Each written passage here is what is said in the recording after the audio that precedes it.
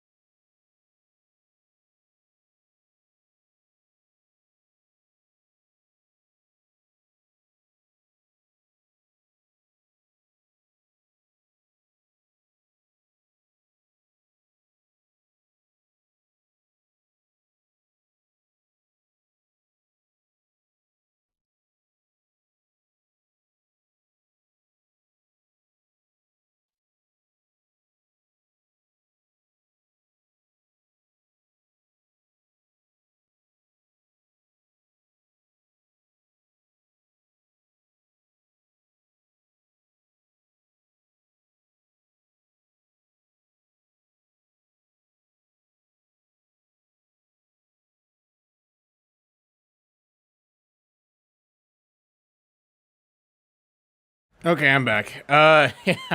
Show you? No, I will show you what my hat looks like, and it's nothing that you haven't seen already. But I I what was it? I don't think I will ever show you the hair of when I look crazy, like my hair. I don't think I'll ever show you guys what my hair looks like when it looks crazy. No, the glasses don't make it look good. So I think it'll just be the. Is it an MK hat? No, I've never worn an MK hat. So yeah, I don't think I own one actually, which is a little weird that I don't own an MK hat and I usually wear hats.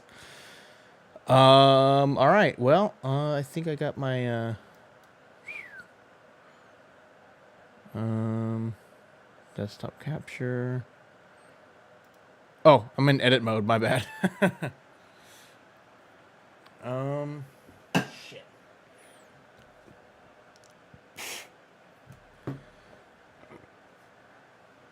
Okay.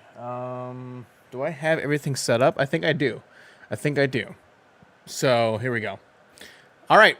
Oh no, I don't have anything set up. Wow. Big sad. All right, I got the big chat. And I think I got my alert box already. Oh, there we go. There we go. Oops, my bad. Sorry about that, guys. Okay, well, here we are. Just sort of a kind of quick stream. It's kind of, I just wanted to kind of get this stream going, just to kind of cover some of the things that I didn't get to cover on my last one, on the New York Comic Con one. Because I just there was just so many stuff that I wanted to cover on that stream. Like, I had it all planned out, and then and then all of a sudden, like, we were like, dropped on us like, oh hey, actually it's like, the trailer is gonna come earlier than we thought. And I was like, well shit, I didn't really plan for that. So so I just, like, shit, I kind of did whatever I could, and I saved some of it for the end. And it worked out, but I mean, I wanted to do more. And this stream, I wanted to do that. And then coming at a perfect time, because Cage Match is actually out. Mortal Kombat Legends Cage Match is out. Mortal Kombat Legends Cage Match is out right now. And so I have the movie. I've had the movie for a while, actually. But this time around, I have... this time around, I wanted to do like some sort of stream or some sort of just like, I felt it was more appropriate to do a watch party of the event, and that will happen at around 4:30 p.m. Pacific Standard Time. It could be earlier, honestly. If we get through this stuff really quick, we might just we might as well just go. Or if not, then I'll just end the stream, and then I'll just go over to Discord. And I'll do the live commentary kind of thing, because it's not like this was going to be a video then. It's not like this is going to be a YouTube video. It was mainly just for a live event. So, but it all depends on how well the stream goes and how well the stream or how fast I get through this thing, through these things. Because yeah, I mean, I just, it's simple stuff, simple to understand things. Nothing too complicated. And again, if it goes by quick, then we'll start the. Well, no, I don't think I'll start the watch party early, but I will like end the stream early, and then I'll go over to my Discord, and then we'll do the watch party at the same exact time, the same exact way, there, like on the Discord. But like if things take longer than expected, or if I do the things here on the stream that just take up the amount of time that I thought it was going to take about, then I'll just keep the stream on, and then I'll do the Cage Match watch party. But anyways, so today I wanted to do again, I just want to do some quick little things, just kind of being able to kind of just to be able to do the things that I wanted to do in the last stream. Like I said, there was things that I wanted to do that I wasn't able to do because of how, like, kind of short notice everything came about. But I needed an opportunity, because if I had to wait for like a next live event, if I had to wait for like a huge thing to come from Mortal Kombat 1, I was never gonna get to it, and it would have just been too late. So yeah. But appreciate everybody tuning in for the most part.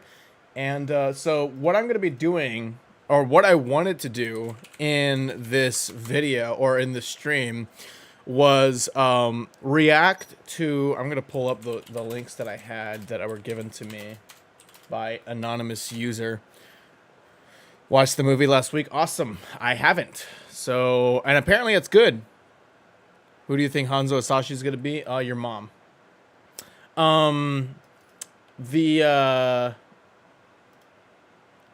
What I wanted to do in the stream was kind of just do some fun things. Oh shit, these are my notes for my story mode. I kind of wanted to look over some people's reviews of Mortal Kombat 1, and just kind of see where the community's at, and I wanted to give my 2 cents on exactly, I wanted to give my 2 cents on what they had to say. And man, I really don't like my way I look like in my hat without the hair sticking out, because I look like a child. So I'm just gonna have my hair stick out for a little bit. My bad. I look so bad. I hate when I wear hats and my hair doesn't stick out. Like, I like when my hair actually does stick out because it actually, you know, I don't look bald or just like a little boy or anything. I just, there we go. Anyways, yeah. So I think I wanted to first get over, or well, I don't know if it was first, but one of the things that I wanted to go over was do some React content, but I wanted to react to the reviews of Mortal Kombat 1, and I was gonna review over four different people's reviews of the game. And I just wanted to give my 2 cents on it and see where the community is feeling, and if I agree or if I disagree. I may agree a lot and I may disagree a lot, and you guys will be here to see what I have to say. And then I was gonna do a tier list, but I wanted to do two, but I think I only want to do one for this stream, because whenever I do tier lists, it takes super long. Like like I spend a lot of time on them, and I don't know if I want to spend a lot of time on two. But I wanted to have some fun, so yeah, I don't know what to start with though. I think I want to. I kind of feel like I want to start with. I feel like I kind of want to start with React content. Like that's what I'm like thinking of doing, but at the same time, like I feel like that can also take a while, and then go to tier lists. I don't know. I don't know. I don't know what I should do first. Let me go over on Discord real quick. I forgot to share that I'm streaming, so I'll let everybody know that real quick. Oh, perfect. Streaming on YouTube. On YouTube now. Streaming on YouTube now. Doing some React content and tier list and some tier list fun before we get into the cage match watch party. Okay, let me share the link. I forgot I should have done that before. I should have done that before the stream started. I don't know why the hell. Oh god, I forgot I should have done that before. Ouch. Ouch. Also, if you haven't already, make sure you leave a like on the stream. It's a very good way to support the stream and my channel in a free and efficient way. Okay. Boom. Okay, there we go. Make all the Mortal Kombat games tier list? No. Reaction first.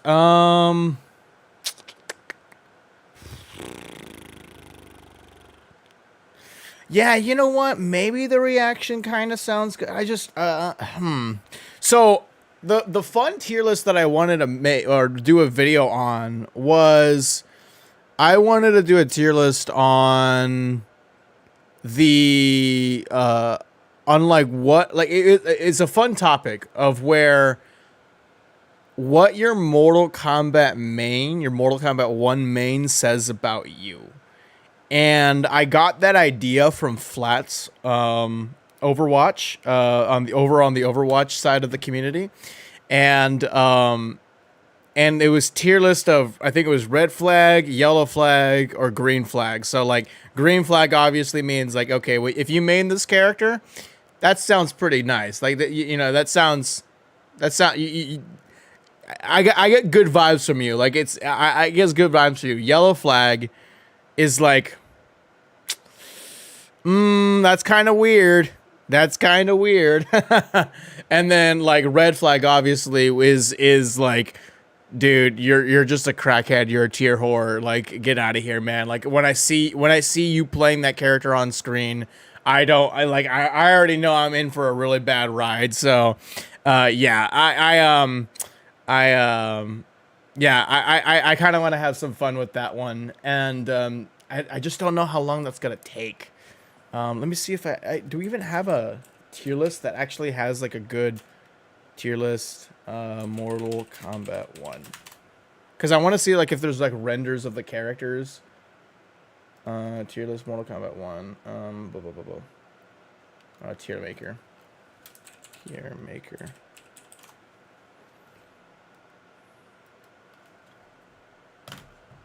Oof.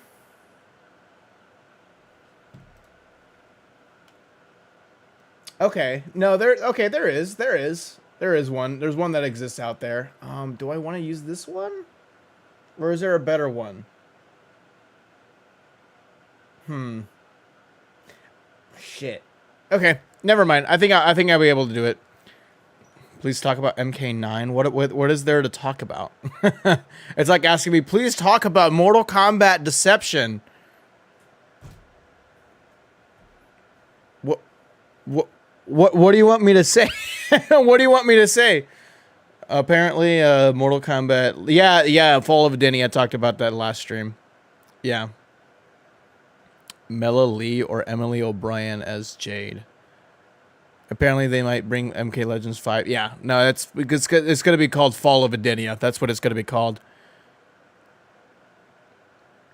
All right. Well, shit. You know what? I think starting out with the tier list sounds a lot better than the React content. Desktop capture. All right, and so I'm setting up the different scene and chat box. All right, boom. I think starting out with this is a little bit better. How is MK Legends? I haven't watched the fucking movie yet, bro. Why? It says Cage Match Watch Party at 4:30 Pacific Standard Time, and it's 1:30, and you're asking me how the movie is. I don't know how the movie is. I haven't watched it yet. The movie starts later. Jesus. I'm getting mad over nothing. But oh man, here comes the chat. Here comes the chat pissing me off again. Okay.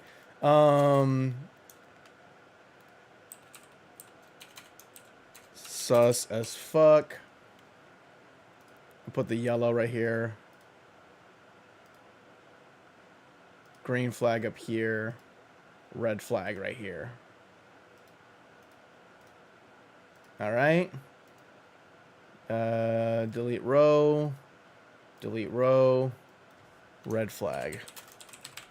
Red flag. Green flag. Okay.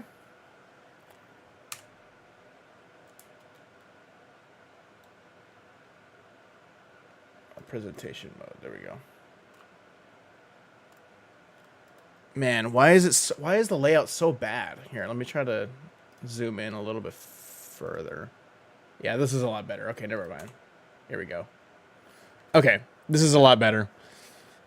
We need a tip jar for every time Bruss gets pissed at the chat. Yeah, yeah. Hold on. That's a good idea. Tip me.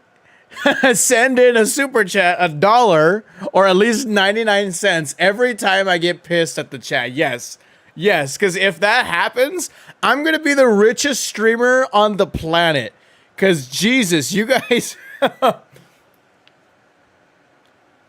There are so many times you guys piss me off, and I'm just like, bro, read the fucking description or, like, listen to what I say or whatever. I'm just like, some of the stuff that pisses me off is, like, when you say, like, when you say things that are, like, you already know the answer to, or, like, if you thought for, like, 3 seconds before you asked, if you thought for 3 seconds about what that answer would be, you would know the answer.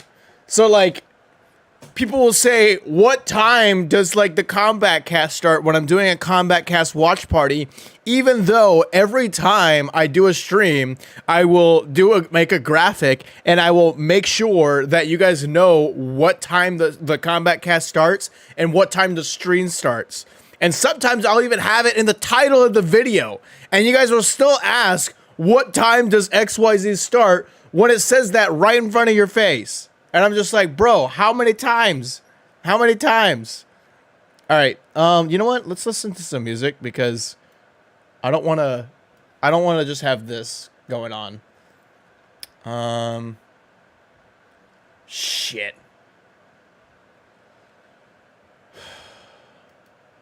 Hold on a second.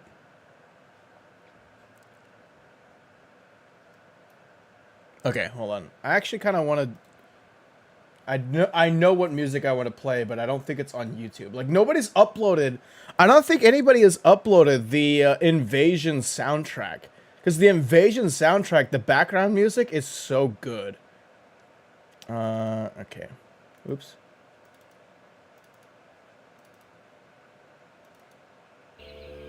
There we go. That sounds good. That sounds good. Now, how do I put this on loop? There it is.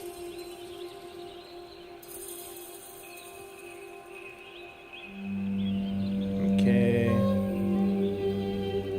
I'm gonna put the volume a little lower.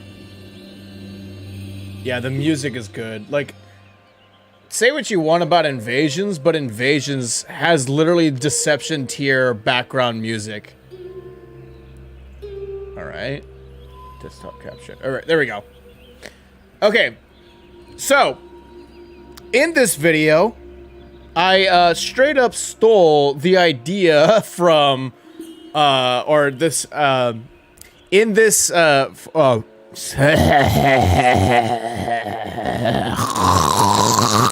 cannot speak. This tier list was straight up copied from me, or no, not from me, but I straight up copied this tier list from Flats over on the Overwatch side of the community. And he's one of the streamers that I very much admire, because he's not one of those YouTubers on Overwatch that talks about how much Overwatch is dying. Like, a lot of the YouTubers and the content creators over there focus so much on that topic, and it's so boring. No matter how you feel about Overwatch, it's just such a, like, a tired ass topic. I hate just, I don't want to talk about how much Overwatch is dying or anything like that. So he actually does some nice content, like, regarding Overwatch, talking about the game. And so I wanted to do something like that for Mortal Kombat 1. Like, Mortal Kombat 1 has a lot of the same things that I like about Overwatch. And I said, you know what? Hey, look at that video idea. I didn't even think about that. Let me do that myself. So, thank you.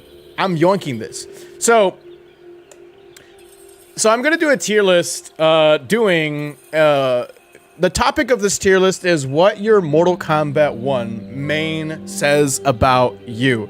And there's 3 tiers: green flag, sus as fuck, red flag. Obviously, green flag means that if anytime I see this character going up, if I'm gonna go up against you and you say your main is XYZ character, I'm like, okay, let's see what you got. Like, that character has some stuff going on, you know, let's see what you got.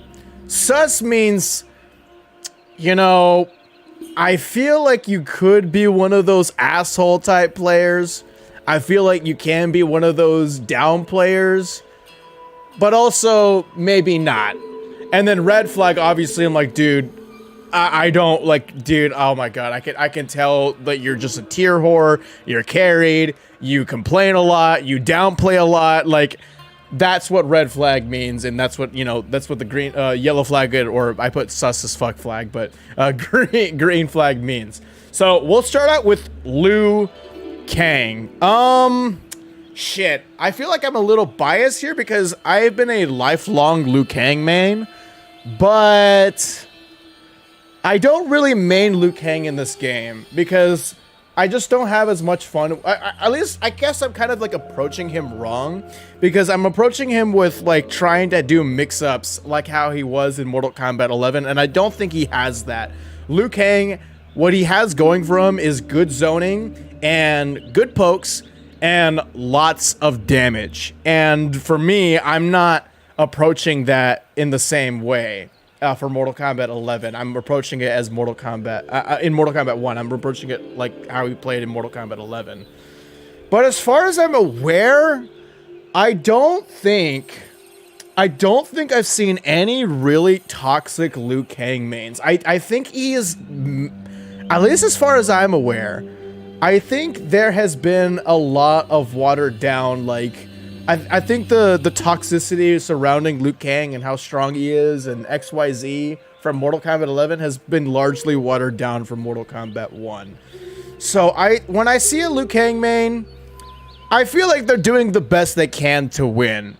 So I'm gonna put Liu Kang at green flag tier. Katana mains. Ooh, this is tough. This is tough. Because I do feel like Katana mains are doing the best they can to win. Like, they're trying to be as honest with this character. But, man, do these people downplay the hell out of this character. Like, Katana mains are probably, I'm just gonna say it right now, Katana mains are probably the most notorious probably the most famous fan base to downplay a character that I've ever seen in any other character fan base in my life. Like, leave it up to Katana mains to talk about downplaying. But at the same time, like I said, I do feel like Katana mains are doing the best they can to win when they're playing Mortal Kombat 1. So I'm just gonna put sus. I want to put red flag because I want to be toxic, and I don't want to see buffs for Katana because I think Katana is good right now. I would have to look into her just a little bit more to see if there's any validity to the Katana mains asking for buffs, but I'm just gonna put her at sus. Like, if you're a Katana main, I see you as sus. Because either you're an honest player and either you understand how the character plays and you figure out a way to win through there, or you're a crybaby who asks for buffs and downplays and acts like she's the worst character in the game, when that's not true. I think we all know right here. Know right here. If you're a Johnny Cage main, red flag. Like, dude, you are so carried. You are so fucking carried. I'm not dealing with you. Like, this is definitely, this comes from a lot of salt, I guess, because Johnny is like my kryptonite on Combat League. But like, you have to admit, this guy has one of the most stupidest tools and pokes and plus frames in the game.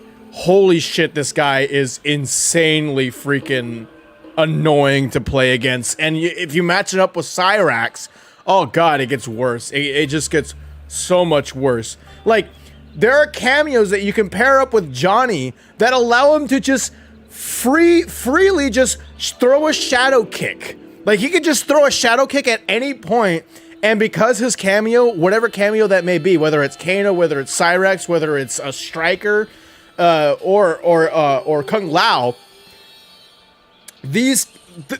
it's free. You can't punish it. You may be able to punish it, but you're gonna get punished back because the cameo attack is gonna hit you. So he could just throw it out there like that. I'm just like, dude, stop playing stupid. Holy shit, stop playing stupid. So, yeah, no, red flag for me. Like, Johnny is a red flag. But I will say that I don't know if I would like to see any nerfs for this character. I don't know if I would like to see any nerfs for this character because it's in the spirit of Mortal Kombat 9. Mortal Kombat 9 Johnny is very, like, you can see the spirit of MK9 Johnny and how ridiculous he was in Mortal Kombat 1, and I appreciate that.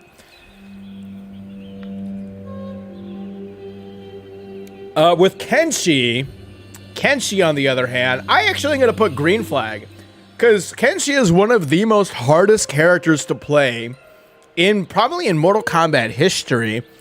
And I do feel like Kenshi mains work their ass off and do so much for themselves mentally and on the controller to be able to make Kenshi work and to do everything they can to get the most out of Kenshi. Thank you for autoplays for subscribing. I would put him in green flag because to me, I see Kenshi as the Fujin of this game, because Fujin is hard to play in Mortal Kombat 1, but he's really, really strong. He's like top 2, top 1, maybe even top 3 at the very least, but he's probably top 1, so he's probably the best character in the game. But he's honest, and people work their ass off to make sure that they're able to play at that level, and I feel like that's how Kenshi mains are as well.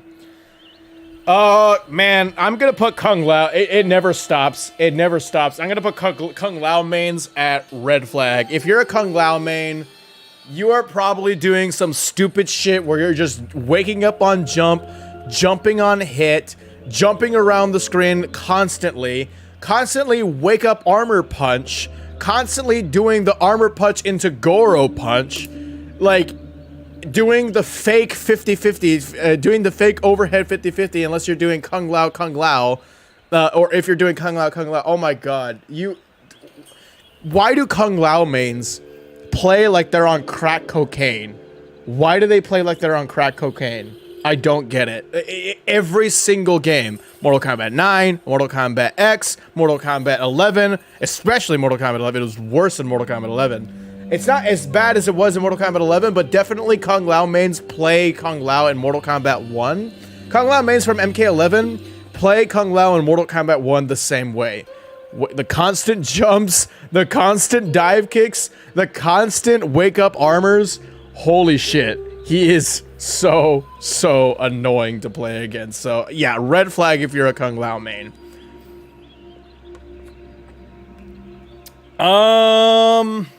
Man, I've seen a lot of downplay with Melina, and she is one of the best characters in the game, and I've seen a lot of downplay with this character. And honestly, the most Melina mains that I'm playing online just like to YOLO ball roll. Now that's not new to Mortal Kombat 1. That's just been what Melina mains do. But oh man, dude, Melina mains, I'm gonna put sus, because she is really strong, and the Melina mains that I have seen actually that optimize, that, you know, get the most out of her, that use all her tools properly to prove that she's top 5 in this game, don't play like how the regular Combat League players do. So I'm just gonna put it at sus, because you can either be a Combat League player, or you can be an honest player with this character, because the Combat League players are trash. They're so freaking trash. Wake up ball roll, wake up ball roll, YOLO ball roll, doing those pokes constantly, doing the overhead, you know, string, and doing the low string. Like, they're trying to act, they're trying to do everything they can to be annoying as fuck. But I do feel like the people who are not the Combat League players, people who are a lot like, you know, the pro players who are very, very good at the game, who don't play like that, actually make Melina look really good. So I'm just going to put her at sus. Red flag, you're also carried if you're also carried as hell if you play Raiden. We all know why. This character is broken as fuck. This guy has really good pokes, huge fucking chip damage, insane freaking chip damage, especially if you match it up with Cyrax. And the game is basically over if you get touched when you match him up with Jax. So it's either Jax or Cyrax. Jax or Cyrax. Jax or Cyrax. And it's either or. They're either going to kill you with chip damage, or they're going to kill you by touching you. Because I think you can get like 50% off of maybe 1 bar. I think it's 2. I think it may be 2, but I think you might be able to get it with 1. I'm not sure. I think it's 2. But still, like, it's basically you get touched and it's over. Like, this character, oh my god, get the hell out of here. Rain, I'm gonna put at green flag, because I feel like Rain mains, well, I want to put sus, but I also want to put green, because I do think that people are downplaying how strong this character actually is. This character has a lot going from them, and I think a lot of people are approaching this character the wrong way. A lot of people are still approaching this character as like a zoner, but I don't think he's actually a true zoner in this game. I don't think so, because all of his zoning tools are pretty slow and very punishable.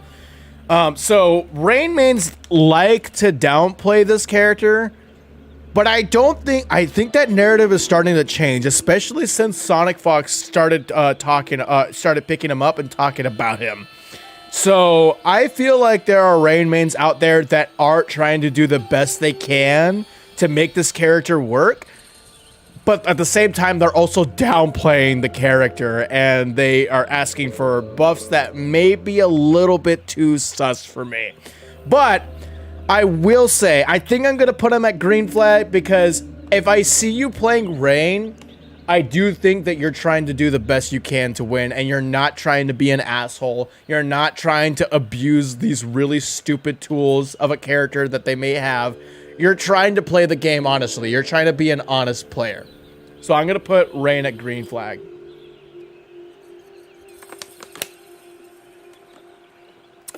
Smoke is a hard one, because Smoke Serena, Smoke Sector is annoying and really strong. And I want to put red flag, but I've seen a lot of people do a lot of good things with Smoke. You know what? I'm gonna... I don't think Smoke is overpowered. He is annoying, but he's not overpowered. He's not at the same tier as Raiden or Johnny Cage, but he is very strong. And he is very tricky to play against if the person is using them right. Especially when you see that... When you see that Sector cameo, like when you're playing Kombat League and you see that Sector cameo, or if you're playing casual matches and you see the character, the person on the opponent, you know, select Smoke and then they select Sector, you know you're in for some really deep shit. You're into some trouble. So I'm just gonna put sus, because I don't think that I don't think people are. I think people are trying to make this character... I think people try to act like this character is incredibly overpowered when he really isn't. He's just annoying. And I think the way... Because there's a lot of things that he has going against him. If you're able to read all of his... smoke teleport cancels, you might be able to poke out of that, and you might be able to get your turn back. And a lot of Smoke mains try to abuse that. But some Smoke mains don't. And there are Smoke mains that actually kind of look out for that kind of stuff. So I'm just going to put him at sus. I don't think he's a red flag, but he's definitely sus. I definitely kind of get red flag vibes when I go into Kombat League, but I don't know. I've seen this character being played honestly. I'm gonna put Shang at green flag. I don't see that many Shang players, which is surprising. Well, they do exist, but of all my times playing Kombat League, I just dropped my water, Jesus Christ. Of all my times playing Kombat League, all the Shang players don't really play in a really bad way. Like, I feel like they're actually trying. They don't seem like they're playing like an asshole. And he's definitely not like overpowered. And if you're able to do those ground skulls juggles for a long period of time, for like 50 million hits, I know you worked your ass off, and I know you practiced your ass off to be able to do that kind of stuff. So I'm gonna put Shang at green flag. If you're a Shang main, you're doing everything you can to make sure that you win a game, and you've done a lot in practice mode to master down some of his coolest combos. But yeah, I'm gonna put Shang at green flag. You know, usually I put Scorpion mains at red flag tier, because Scorpion was notorious for, you know, the Wi-Fi Scorpions, the Kombat League Scorpions. Those were terrible. Those were terrible to play in Mortal Kombat 11. But the reasons why Wi-Fi Scorpion or Kombat League Scorpion was annoying as hell are just those reasons, and those things that he had in that game in Mortal Kombat 11 are not in Mortal Kombat 1. And he's not as strong. He's definitely strong. He's strong, but he's not as strong as like how he was in Mortal Kombat 11. Because in Mortal Kombat 11, you can get some really scary shit going on with him. I'm gonna put him at green flag.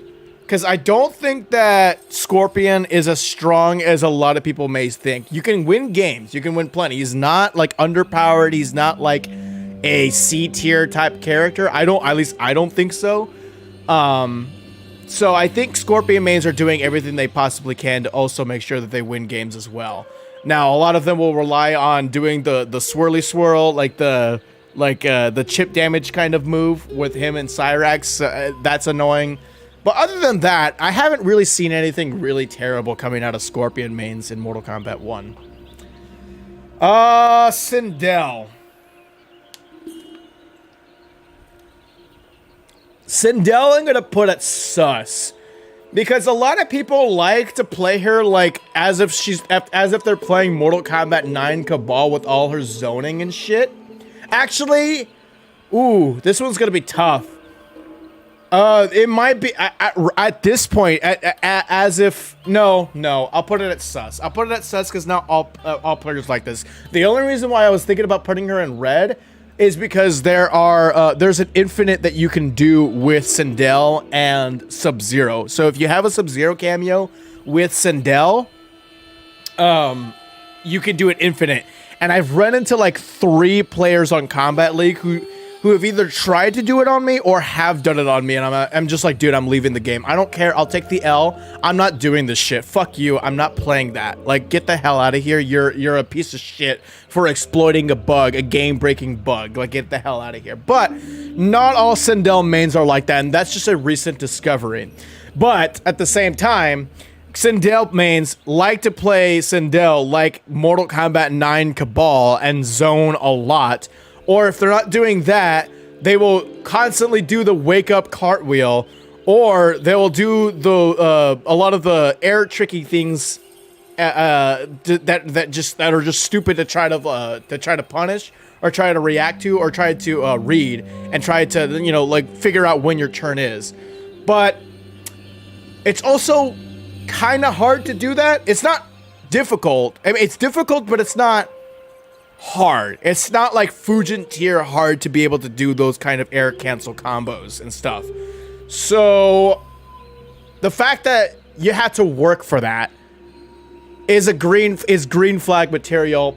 But at the same time, you got the Sub-Zero cameo infinite that you got going on for you. Some people like to play like MK9 Cabal, which is annoying as hell. And then they like to do a wake up cartwheel. Yeah. I'll put it at sus.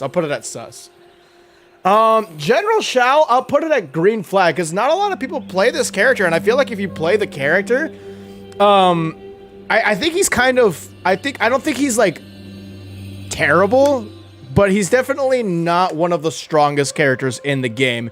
He has a lot of strings that are very slow. That if somebody's poking you constantly, you're gonna get blown up.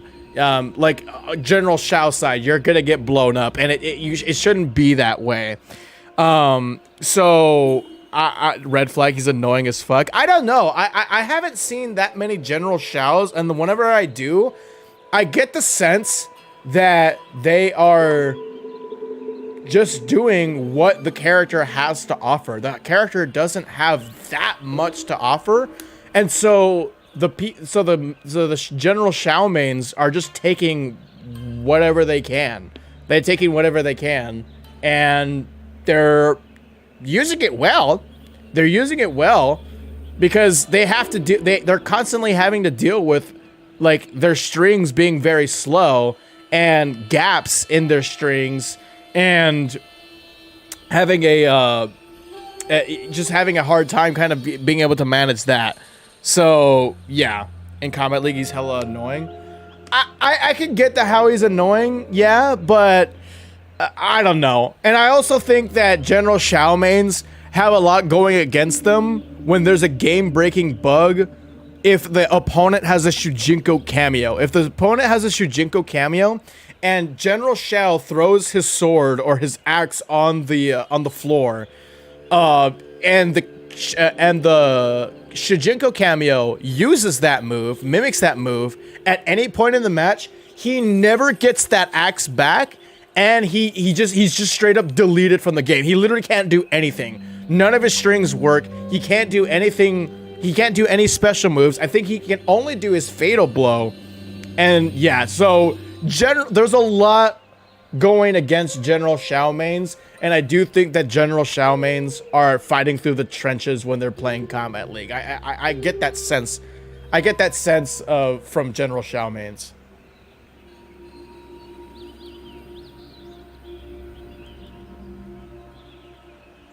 General Shao mains rise up. Yeah. Sub-Zero.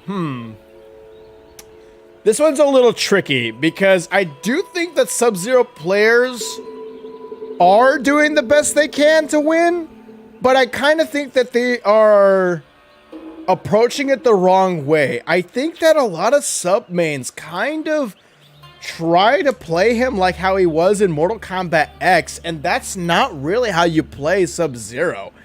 You can do that. Like, obviously, use your tools. Like, use your Ice Clone in the corner and stuff. But the 50-50 shit, that's not really the way to play Sub. You have to play him very, very patiently. And like I said, I get the sense that Sub mains are doing that, but at the same time, they're downplaying how strong the character actually is. And they're acting like the character has no damage, when that is not true. There is some truth to that, but it is not entirely true. So, especially with the cameos that you might mix up with him, because you can get some really good stuff with him. I've seen some stuff happen with Cyrax. Like, I think he has like a 50% combo with Cyrax. I think you could do some cool stuff with him with Serena, which is very fitting because, you know, Bihan Serena. I think you could do some really nice stuff with him with Kung Lao. I've seen some really cool stuff. I've seen some really cool combinations with Sub. So I think Sub mains need to chill a little bit. Haha, no pun intended, with the buff requests. But I understand where you're coming from in saying that the character might be a little bit too weak, or the character might need a little bit of might need a little bit of help. But I don't think that he is a terrible character. But I will say maybe he could use some help. But there are tools in the game that kind of give him a little bit of an edge, give him some help. But there should be some stuff that he has within his own character that helps him out by himself. So, yeah. Reptile mains. Ooh.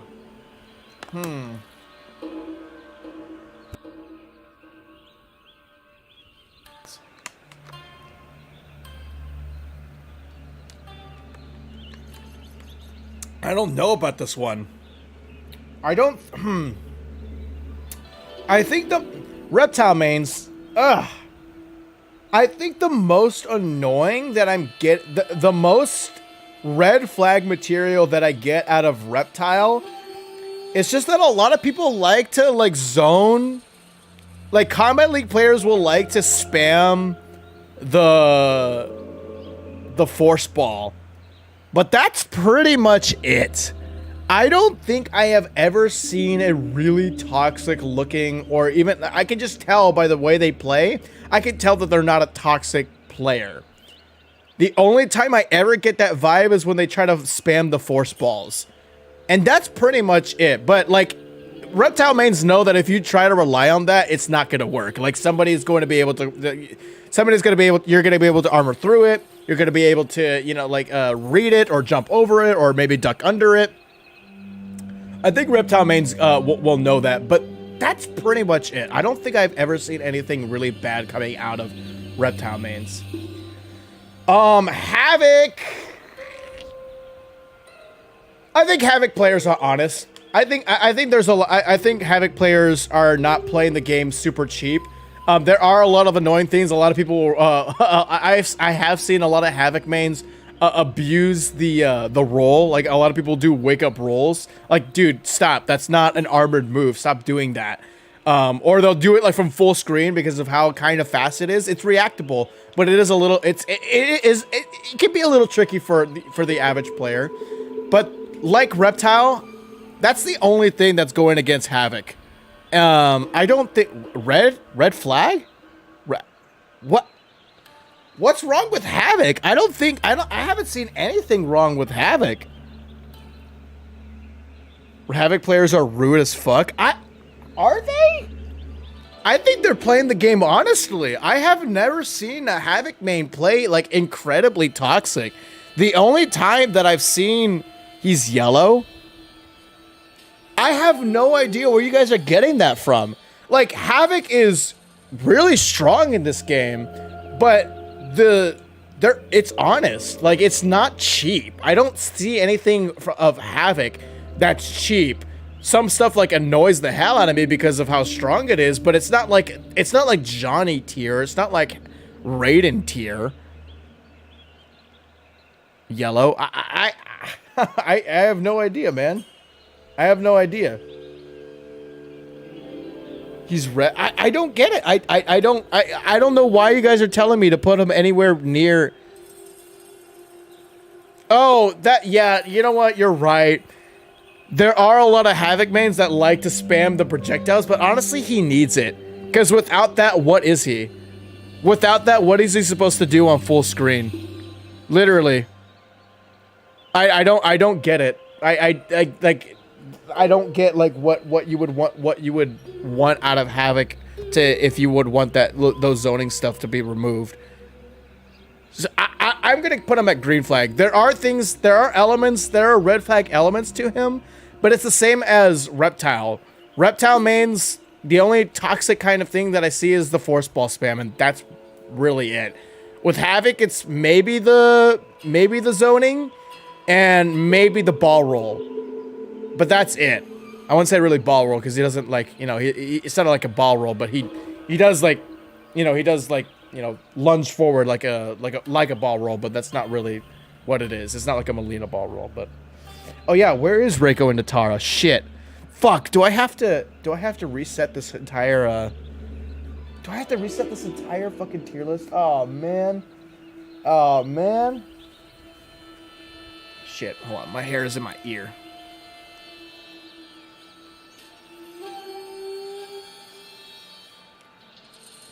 Okay, hold on. I think I might have to. I noticed that Reiko and Natara are not on here, so hold on. Give me a second. I may have to make a new tier. Well, not make a new tier list, but like reset it and find a new one, and then place them all together.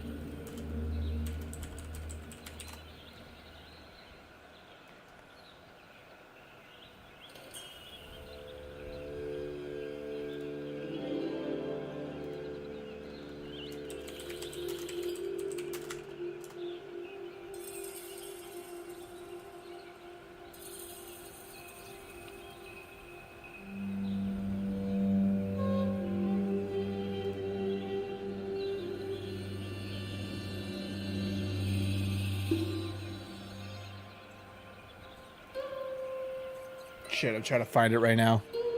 I'm trying to find a good one. There we go.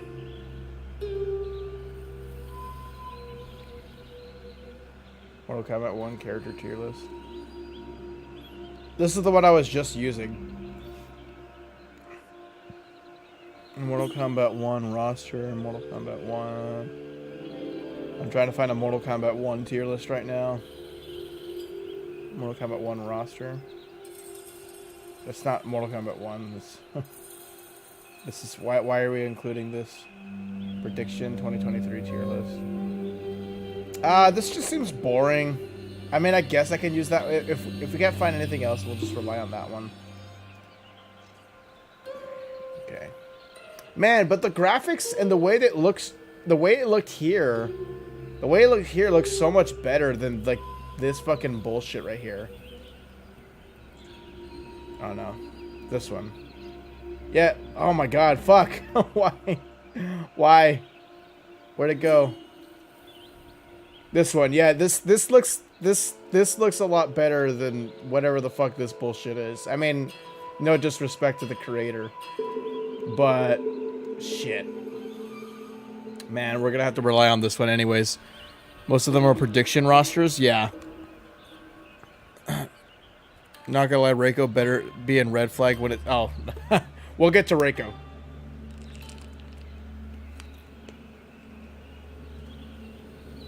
Okay, I'm gonna put this shit. All right, I'm gonna copy this over real quick. Have you guys look at this tier list, and then I'm just gonna copy over. I'm just gonna copy over what I've already placed, and we'll go from there. Yeah, there are no cameos either. Maybe we shouldn't do cameos anyways, so because it all really depends on the character.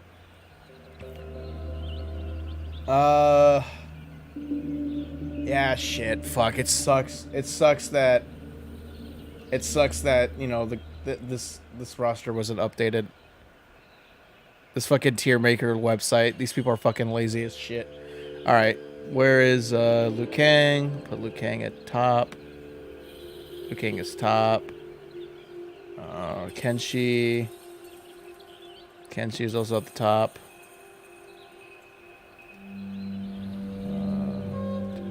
Delete row. Delete row. Delete row. Okay. Rain, Shang, Scorpion, General Shao, Reptile, Havoc, and then sus tier is Katana, Melina, Smoke, Sindel, Sub-Zero, and then red flag was Johnny. That, boom. Baraka. Oh, we haven't got anywhere. Okay. Anyways, all right, there we go. Now I'm just gonna make sure that I go to green flag. Green flag, sus as fuck. Red flag. Okay.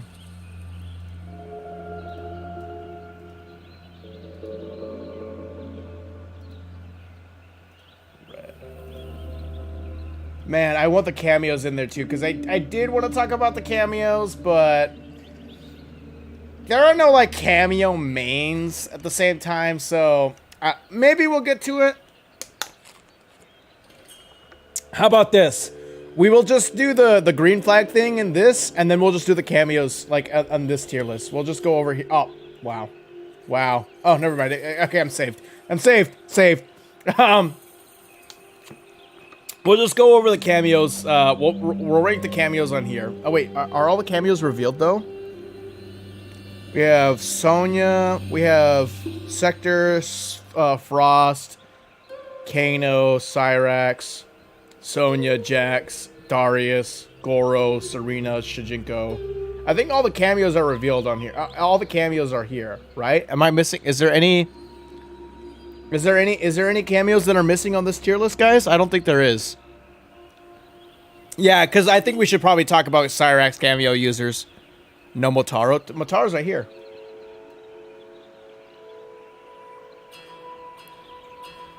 All are there. You're good. Yeah, no missing cameos. Okay. All right. Cool. So we'll just do the. So we'll just go over here. All right.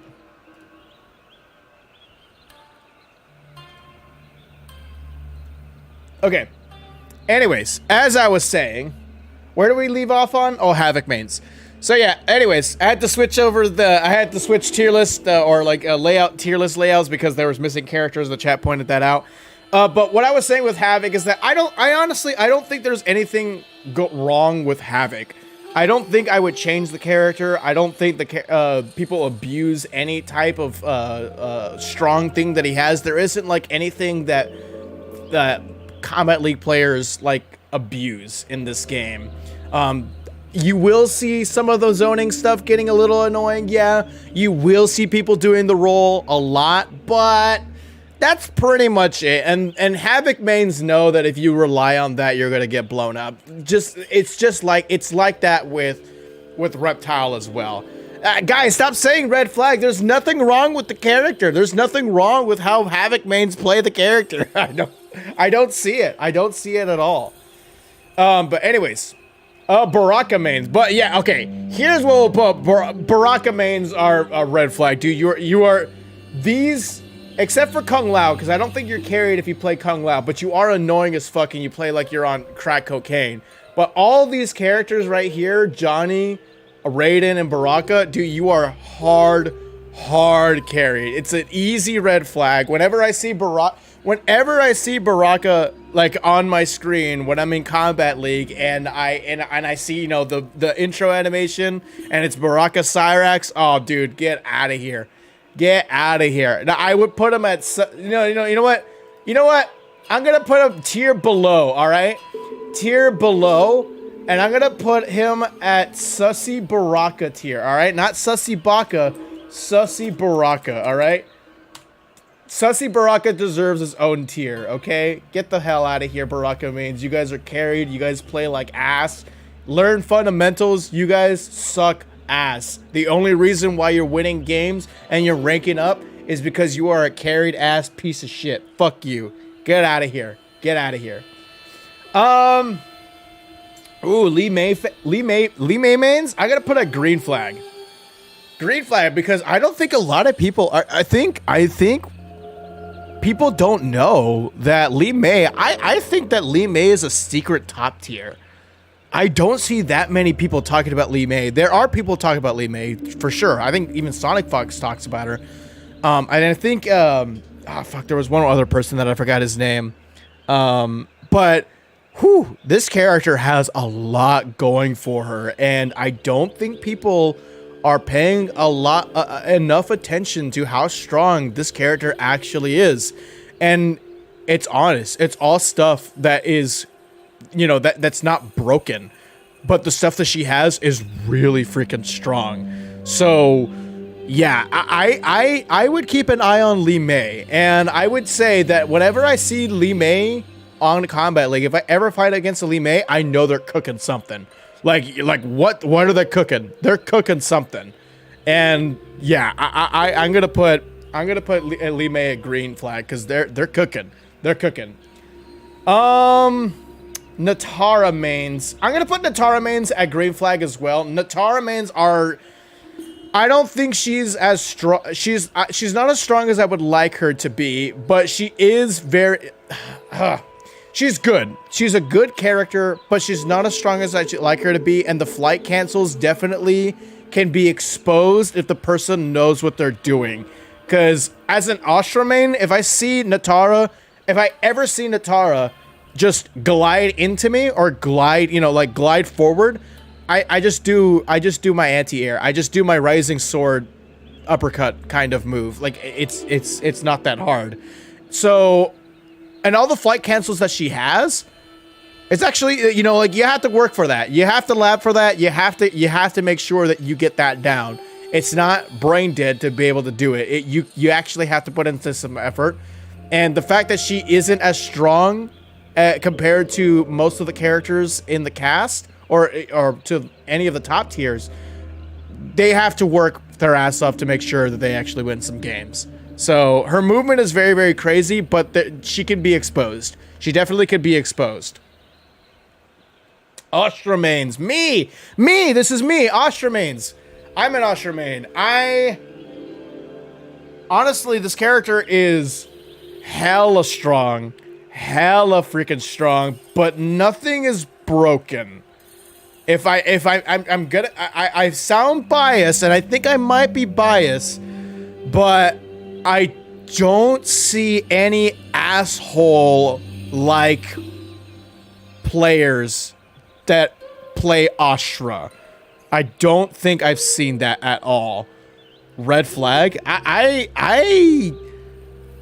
don't know, man. I don't think Astra players abuse this character.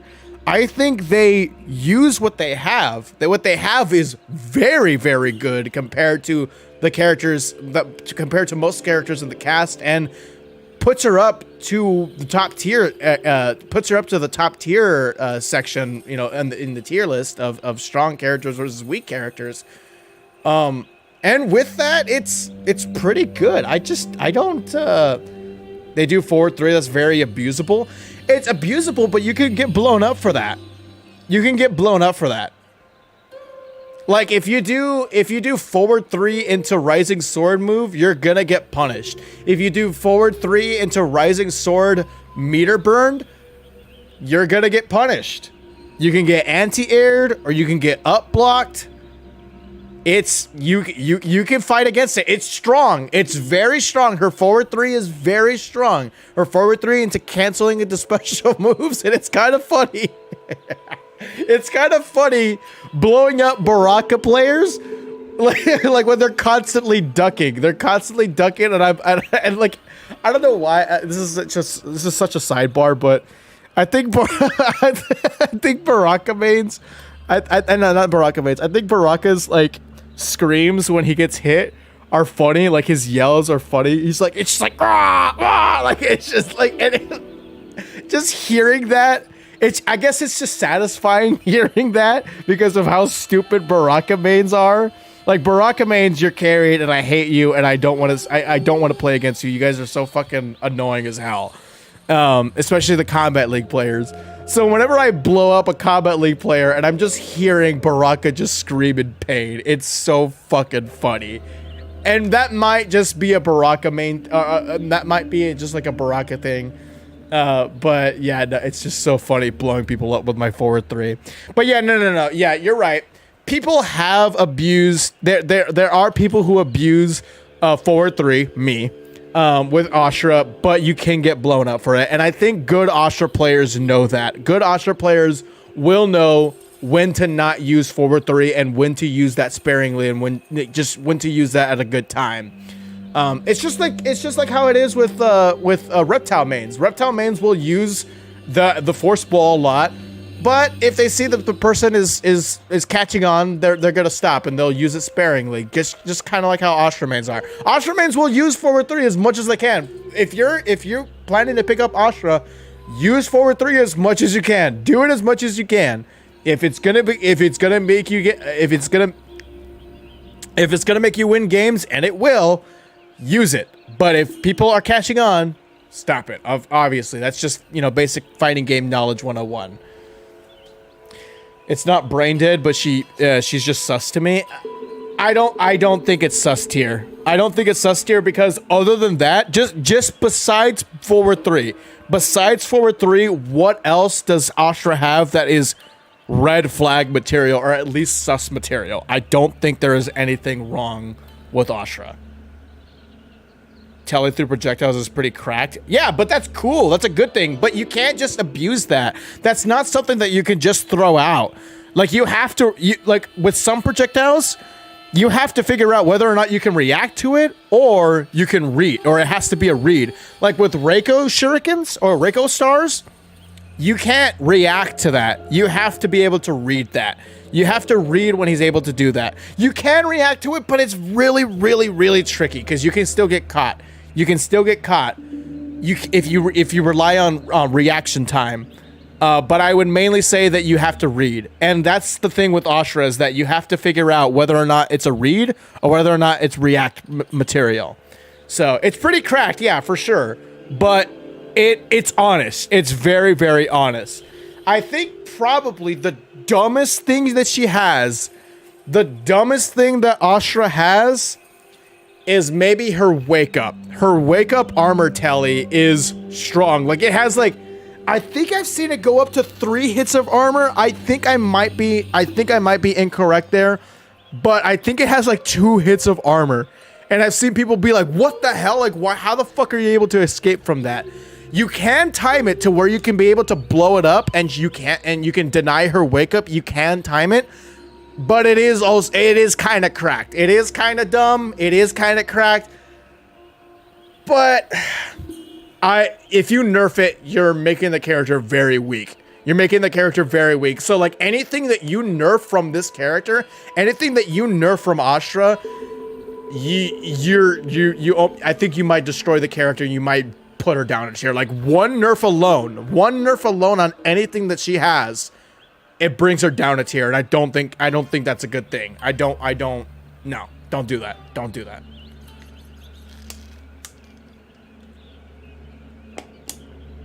Garrus mains are cool, because Garrus mains are not, You know, see, this is the thing with Garrus mains, is that Garrus mains in Mortal Kombat 11 were definitely red flag or sus material because of the down one pokes and the down one meta and just how like stupid, like just how stupid he was with and how slow his combos were. He was just annoying as hell. He was so annoying in Mortal Kombat 11, but Garrus mains have done what Kung Lao mains should do. Fuck you, Kung Lao mains.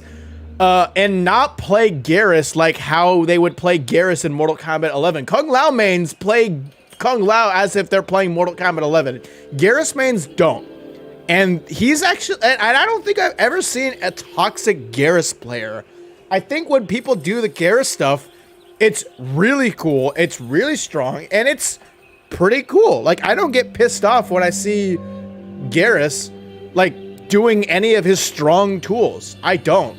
Because I know it's not cheap. I know it's earned. I know it's respectable.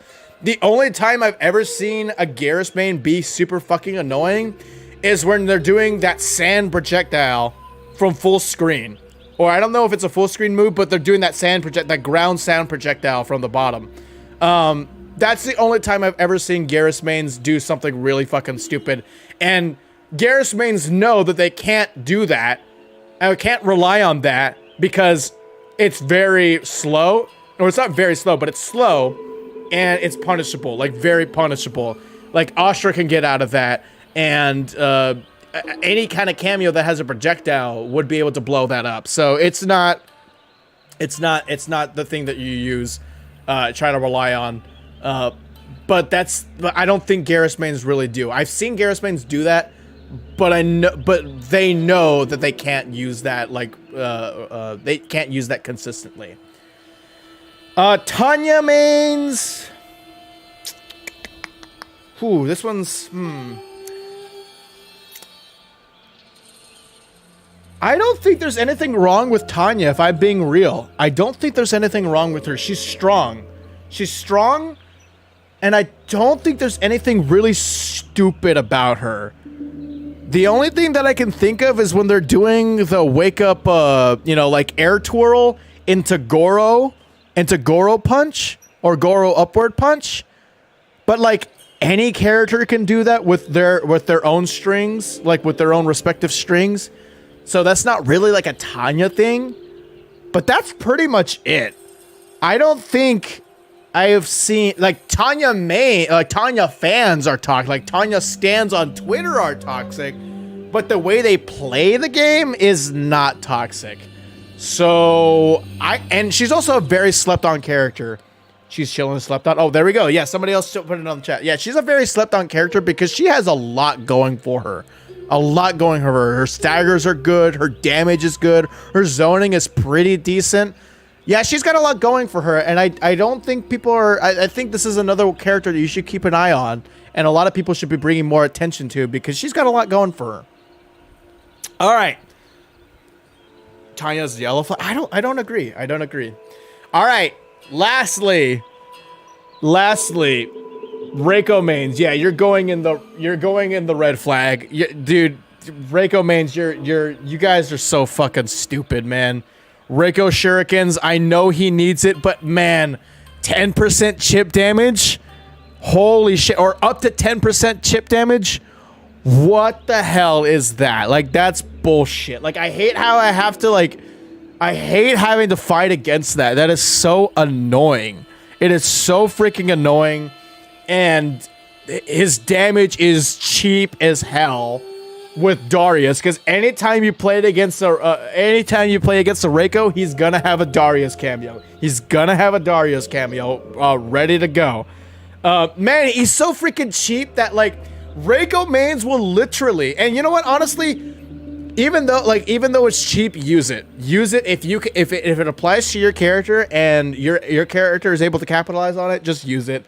Just fucking use it. Use the tools that you have to maximize your wins and all that. And so, but oh my god, Reiko mains will literally sit back, take damage, make you feel like you're blowing them up, but then they will block a string or they'll punish a string, they'll do their combo thing, pull out that Darius cameo, and then use their fatal blow to end the combo to get like 63% damage, like 638% damage, and end the round or end the game.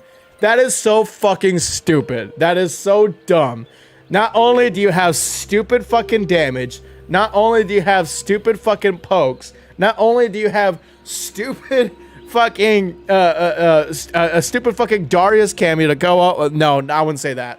You have stupid zoning, you have stupid damage, but you allow yourself to get hit so you can be able to do the maximum damage. And if you try to up block against Reiko, because if you up block and you punish an up block, it does more damage. If you up block Reiko, you are done. You are straight up done. You are so done. It's so annoying, man. Oh man, Reiko mains are like, oh man, I already know what you're gonna do. You're either gonna zone or you're gonna do stupid pokes with me, and that's it. That's all I'm gonna see. Oh my god, I just get so pissed when I see Reiko come on my screen when I'm playing Kombat League. But, anyways, he doesn't work for his combos. Need to nerf the projectile damage. Yeah, they definitely need to use the, they need to nerf the projectile damage. Okay, let's go to cameos. Let's go to cameos. Alright, so let's, take this all out.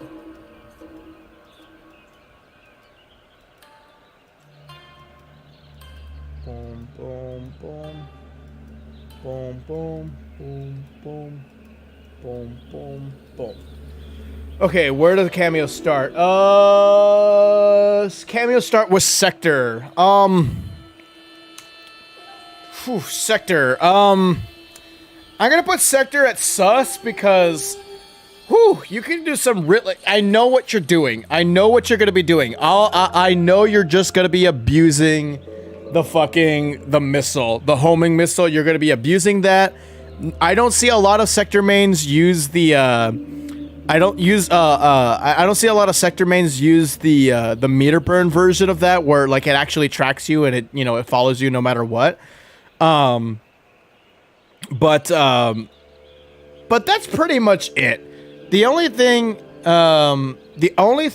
that Sector cameo mains or Sector cameo users have going against them is just like, it's just annoying to play against that missile. It's good. It's strong, but it's not broken. It's not stupid. You can avoid it and you can armor through it, but it is a little tricky. But yeah, I'm okay with seeing a Sector cameo user there, but I know you're cooking up something that's gonna be really freaking annoying to do. Frost. Honestly, I'm gonna put green flag. Nah, sus, because you guys with that low ice, that's annoying as hell, man. I would put Frost at red flag if this was the beta, because in the beta, it was, you were fearing for your life. You were praying, you were on your hands and your knees to praying to the Elder Gods Almighty that you don't get caught by that frost freeze, the ground freeze. Because, oh my god, it was annoying. Like, oh my god, was it, super strong in the beta. Now, there are a lot of tools that go against it that you can, that are better, that better prep you to go to, to play against that. So, but that's, that PTSD from the beta, and the fact that it still could happen in Mortal Kombat 1, like in the full game, it still kicks in when you see Frost, when I see Frost being played in my match. So yeah, I'll put her at sus tier. Kano, Kano's stupid, man. Kano, I'm gonna put Kano at red flag, man. Oh, when Johnny mains just pull him out. Oh, I hate when I see that ball. I hate when I see that ball. I hate when I see that ball when I'm trying to punish an opponent, or I'm trying to wake up and I see that, you know, Kano ball just like, right there, ready to go. Cause like, I feel like I can't wake up and punish anything. You can get away with it, but oh, it's annoying. It's so annoying to play against. I don't see enough Kano cameos being used right now because the strongest are like Serena, Striker, Kung Lao, Cyrax, obviously. So I don't see a lot of Kano mains or Kano cameo users, but he is still there, and he still has very good. Uses. Obviously, I think we know where to go with Cyrax. Dude, Cyrax is stupid. Cyrax is so freaking stupid, man. Oh my god, this character sucks. This character is such a menace to play against. You already know you're in for some deep shit. As soon as you see Cyrax coming up and on your screen, or the character, or you're on the character select screen and your opponent selects Cyrax, you already know. Immediate red flag. You already know you're in for some really annoying shit.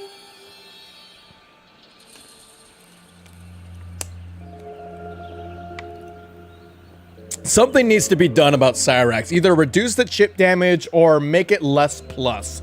Because you're plus and you got a lot of chip damage. Not only are you plus... I was gonna already say that. I was gonna say like, not only are you plus, but you have a lot of chip damage. Yeah, like this character is dumb. And not only that, like I know that his net is not... You can't combo anything into his net. But being caught in that net means that the game is basically over for... Not that the big game is basically over, but there's nothing you can do. Because the opponent has all the time in the world to, you know, dash up to you if you're full screen, or, you know, set up. You can literally, if you're caught in the net, you can go cook a burrito in your microwave or warm up a burrito in your microwave and come back to your screen, and your opponent will still be caught in the net. Your opponent will still be in the net. That net lasts so long. I don't know if I would change that, but I think the biggest change is probably the buzzsaw being way too strong and making things way too plus and having the chip damage be too much. That's something needs to be done about that. Yeah, he makes everything safe. Everything safe. I think Sonya mains are in green. I think Sonya mains are in green flag. I can tell when somebody's using Sonya, they just want to have big damaging combos. They just want to flashy combos. They just want to extend their combos. That's it. They just want to do big dammy. That's it. Like they just...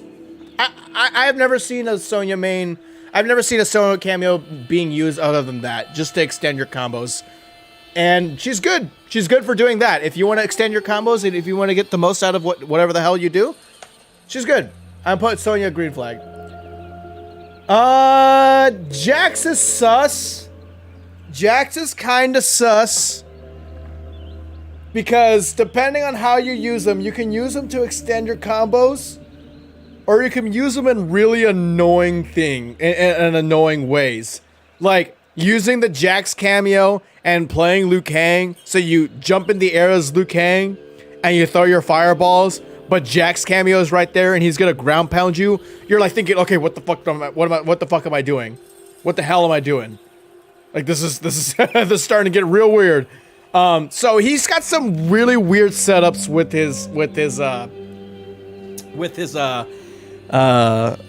his ground pound.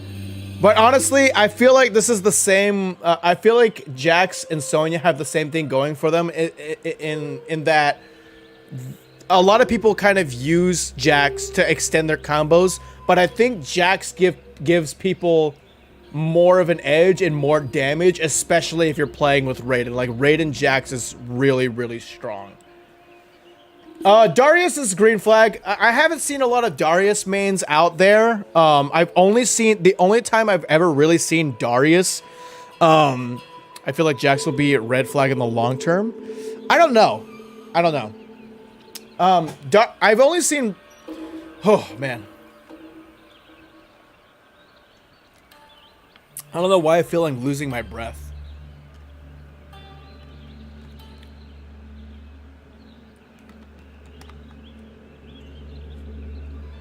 Oh, sorry about that. Anyways, Darius mains or Darius Kameo users, I don't really see outside of Reiko. And that's I've never seen Darius be used in any form. I don't know if I don't know if it's because people are just not interested in using the character because it's Darius, or if it's maybe just because the only person he really does benefit is Reiko. But if I see you using Reiko, I'm sorry, if I see you using Darius and you're not using Reiko with him, I think you're cooking something. You might, I'm like, okay, you actually labbed this character. You actually found some stuff out that you want to use and you think you can win with. Okay. Respectable. Respectable. I will look at what you're cooking. What are you cooking? Let's see. So I'm going to put, yeah, so Darius belongs in green flag. Yeah. Goro.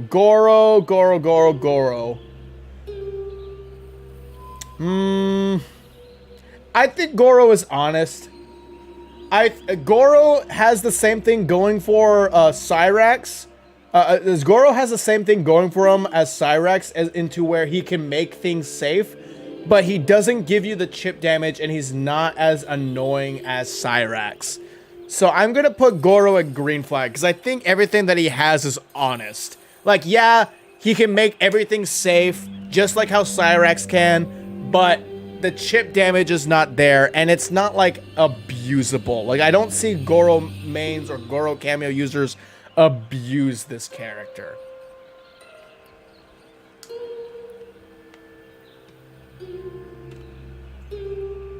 I use Liu Kang and Darius as a decent team. I haven't seen anybody use Liu Kang and Darius. I'd have to check that out. Serena, it's a red flag. It's a red flag. Serena Kameo users are like, Serena is the Kameo for people who don't want to learn the game. Plain and simple, Serena is that character. She is really strong. She's got a lot going for her. She complements every single character in the game. Every single character in the game you can pair up with Serena and you will do very well. You can do just fine. You can win games. You can do strong combos. You can do high damaging combos. She is an all-around kind of character, but I don't think she is broken. I don't think she's broken. I do think that if you're able to, if you're able to have the skill enough to be able to neutral duck that kind of stuff, to be able to poke. Some characters can even full combo punish. A Serena Kameo use. I do think that she is honest. She is annoying, I know, but I don't think you should nerf the character. I don't think you should nerf this Kameo character because I feel like you would destroy the whole purpose of Serena, and I think that's what Serena's purpose is. I think Serena's purpose is to make sure that she works well with everybody. But it is a red flag knowing that you're just being lazy as shit, using some really stupid stuff like the Jataka blades. Like, okay, dude, come on, man. Like, at the same time, you're not creative. You're not creative if you do like double Jataka blades.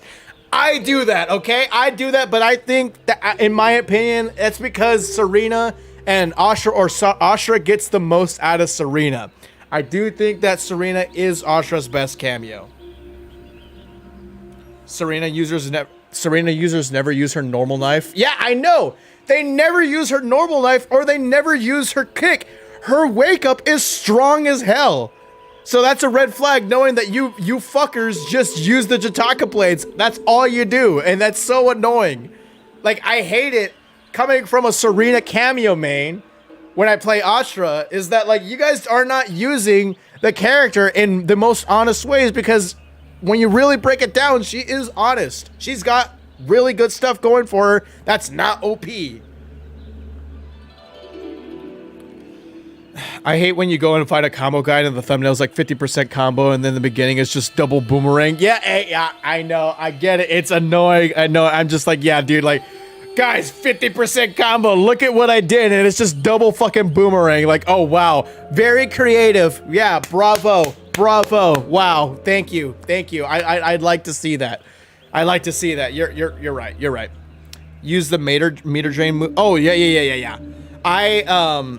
Oh no, they're not Jataka blades. I'm sorry. I'm sorry, Kia blades. They were Kia blades. My bad. Yeah. I use that a lot. The Jataka's curse. That's a very good tool because anytime I pull that out, like let's say like I'm in the corner. Like let's say I'm trying to put my character or my opponent in the corner, and I'm trying to do a bunch of meaties, and I want to do some chip damage, and I want to make sure that I put a lot of pressure on my opponent. What I do is that I bring out the Serena Kameo with Jataka's Curse, and Jataka's Curse reduces the meter. It drains the opponent's meter. Every single time that I bring it out, the opponent is going to jump, the opponent is going to wake up, the opponent is going to do something. Anything. The opponent will do something, and I will either, for me as an Ashraman, I'll either anti-air, I'll either blow them up with my meaty, or I'll just block, and I will, punish their wake-up armor attack. That's it. Like, it's a good bait tool. And the fact is, and the cool thing is that you need to do that. You need to move. You like the opponent needs to move because they can't stay there forever. They're gonna lose their meter if they don't do anything. So it's a really good cameo. So she has some really honest things, but a lot of people use her in the wrong ways that give her a bad rep. Oh man, I need some more water. All right. We got Shujinko, Motaro, Striker, and all these characters. I'm gonna get some water. I'll be right back.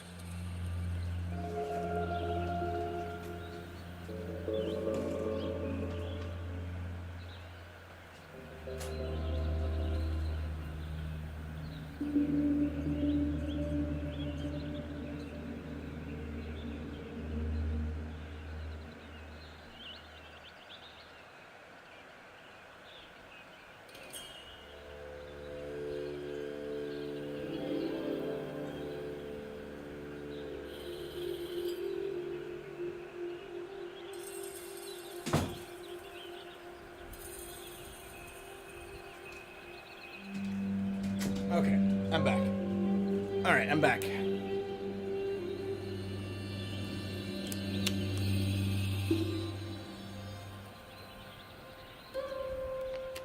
I don't know why I feel like I'm losing breath anytime I talk.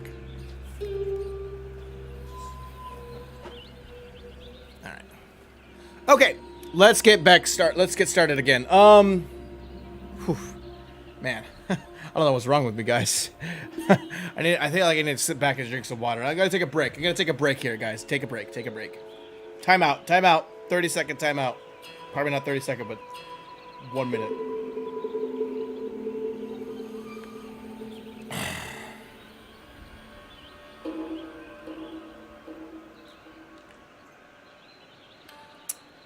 Yeah, I'm blowing up a lot of people's mains in this stream. Sorry about that. In the chat, let me know who is your main and who's your cameo matchup with them. And I swear I'm gonna ban you if you say Raiden Cyrax or Raiden Jax. Or Johnny. Or Kung Lao. I'm just kidding, but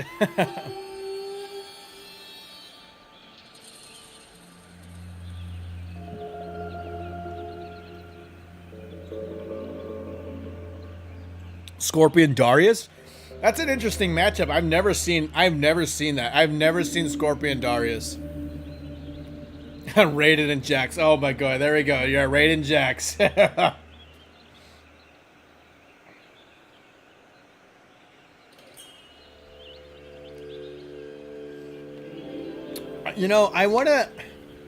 I want to be unique and I want to be quirky and I kind of want to see what I can do with Ashra Darius. Because I really want to use Darius, but I don't know how to use him. Based on the tools that I've seen, I don't know how that would benefit Serena.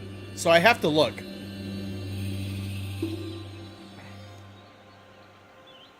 My main is Sub-Zero and Sub-Zero Kameo. I use Sub-Zero with Astra sometimes. I think Sub-Zero complements Astra very well. Astra Goro is very powerful. I need to look into that because obviously, like I said, I'm an Astra main. And I know a lot of people use forward 3 into Goro Punch, but honestly, I can't really figure out exactly what else there is really from there. I know there is forward 2 into the Goro grab that could also be very powerful, but I feel like I can get more from that with the Serena Kameo.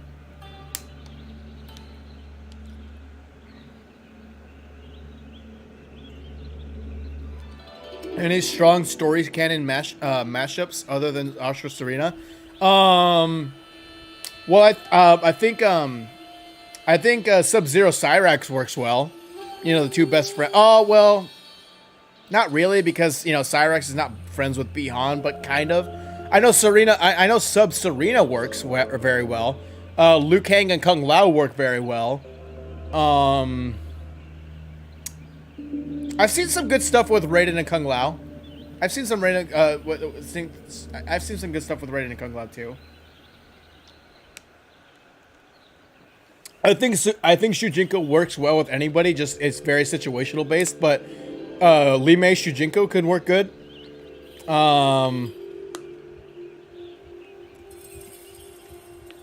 I think Scorpion and Sub-Zero work really well too.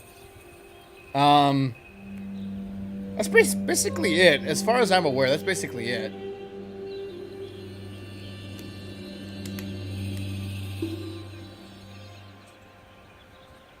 I'm sorry, guys. I'm taking a while. I just feel like I'm constantly out of breath. Like my throat feels like it's being strained. Like my throat doesn't hurt, but it feels like I'm straining my throat.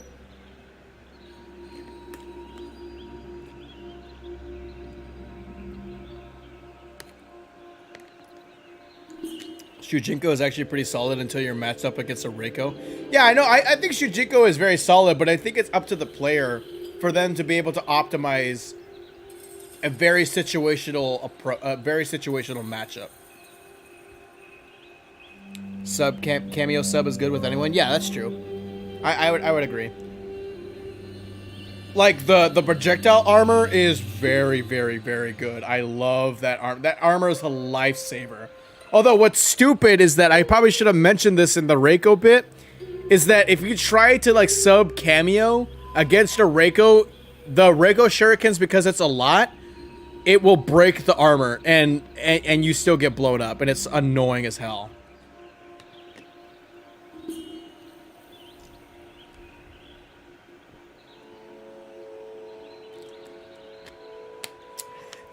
Raiden and Sonya's underrated. I like them together. I have I'm wondering, is there any interesting Kameo mashups or like team ups that you aren't seeing a lot of people playing, but it's actually pretty good? I'd like to know that. I've seen somebody said Scorpion Darius. I've never seen that. Like I've never seen that in my life. It's not hot in my room, so I just feel so strained. I don't know why.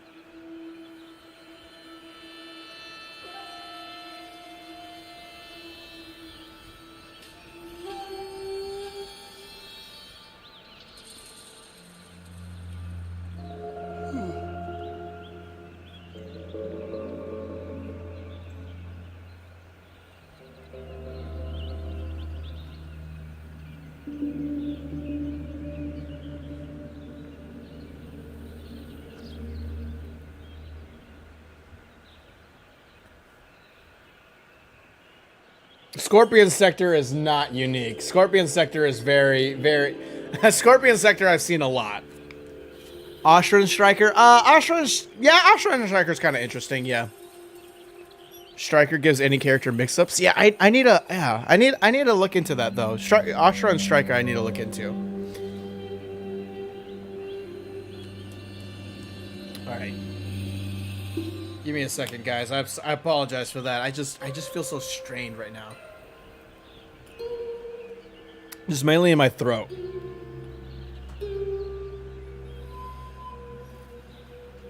I think I'm good now, though. I think I'm good. It's not hot in my room. I don't feel hot. It just feels super, like, strained. I don't know why.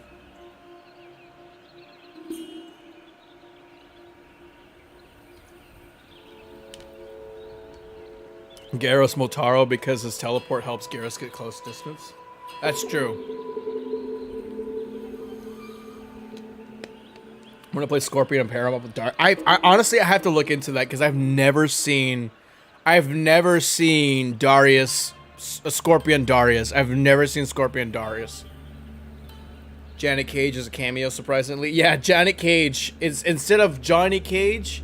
Like, we thought it was gonna be a Johnny Cage cameo, but it's gonna be a Janet Cage cameo. But I think Janet Cage is gonna work the same way as if a Johnny cameo will work. I think Janet Cage is gonna give Johnny Cage the Force Balls. So if you want to play Johnny Cage and Janet Cage is gonna give you the Force Balls. I think that's what's gonna happen. So if you guys are Johnny mains and you want the Force Balls, I think you're gonna have to equip the Janet Cage cameo. Never seen Havoc and Garrus and Frost. I've never seen. I think I may have seen Havoc Frost once. Natara Jax. Most of her strings or moves are airborne, so the gimmicking, but it's so fun. Yeah, I haven't seen Natara Jax. I'm gonna have to write these things down. So they're like, I'm gonna have to look into these. Let's see. Natara Jax. That's something that I haven't seen. Natara Jax. Scorpion Darius. I really want to look into that. I'm actually gonna write this down because I do want a new main, but I want to be a little bit unique with my pair-ups. Okay.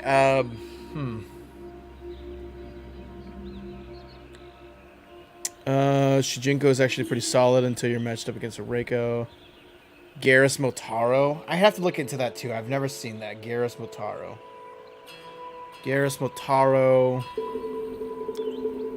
Shang and Scorpion. I've seen Shang and Scorpion before, but not enough. Not enough. So maybe that too. Maybe I might as well just write it down too. Shang, Scorpion. No, that's not unique. I've seen that a lot with the ground skulls thing. No, that's not unique. Johnny with Goro. I've never seen that. Goro's punch is so good after combo ender with Johnny's nut punch. I haven't seen that. Johnny Goro. You know what? I'm gonna try my best to discover. I'm gonna do my best to discover Darius and Ashra. I'm gonna be the founder of Ashra Darius. Now, if it doesn't work and if it's really not, if it's really not her best cameo, then fuck it. Then shit, I failed. But if I'm able to cook with Ashra Darius, fuck, man. Try canon mashup only challenge? Yeah, maybe. But I'm gonna try to cook. I'm gonna try to cook with Ashra Darius. I think that's gonna be the cameo that I'm gonna try to make work for me. Baraka and Sonya. Never seen Kenshi and Sub-Zero. I think I have. Lee Mei Serena sounds fun. So does Kung Lao and Serena. Yeah, that's not interesting though. That's not interesting. Okay, let's get started. Let's get this cameo main thing rolling. All right. I feel like my voices or my throat is kind of has healed up a little bit. I don't know why it feels just so strained. Okay, so Shujinko. I'm gonna put Shujinko a green flag because if somebody is if somebody is using Shujinko, they are the most confident person on the planet. They will take up any character that they're playing against and they will make it work with their character because Shujinko is very situational based. He copies moves depending on the character that you're playing against. And he doesn't start out with a Kameo meter. You have to charge him up, and he's mainly defense oriented. And that's one of the biggest things that people aren't really picking up on in Mortal Kombat 1 so far. Not yet. It will as the game develops, just naturally. But a lot of people are not paying attention to defensive tools and just the defensive playstyle in this game. And Shujinko is all defense.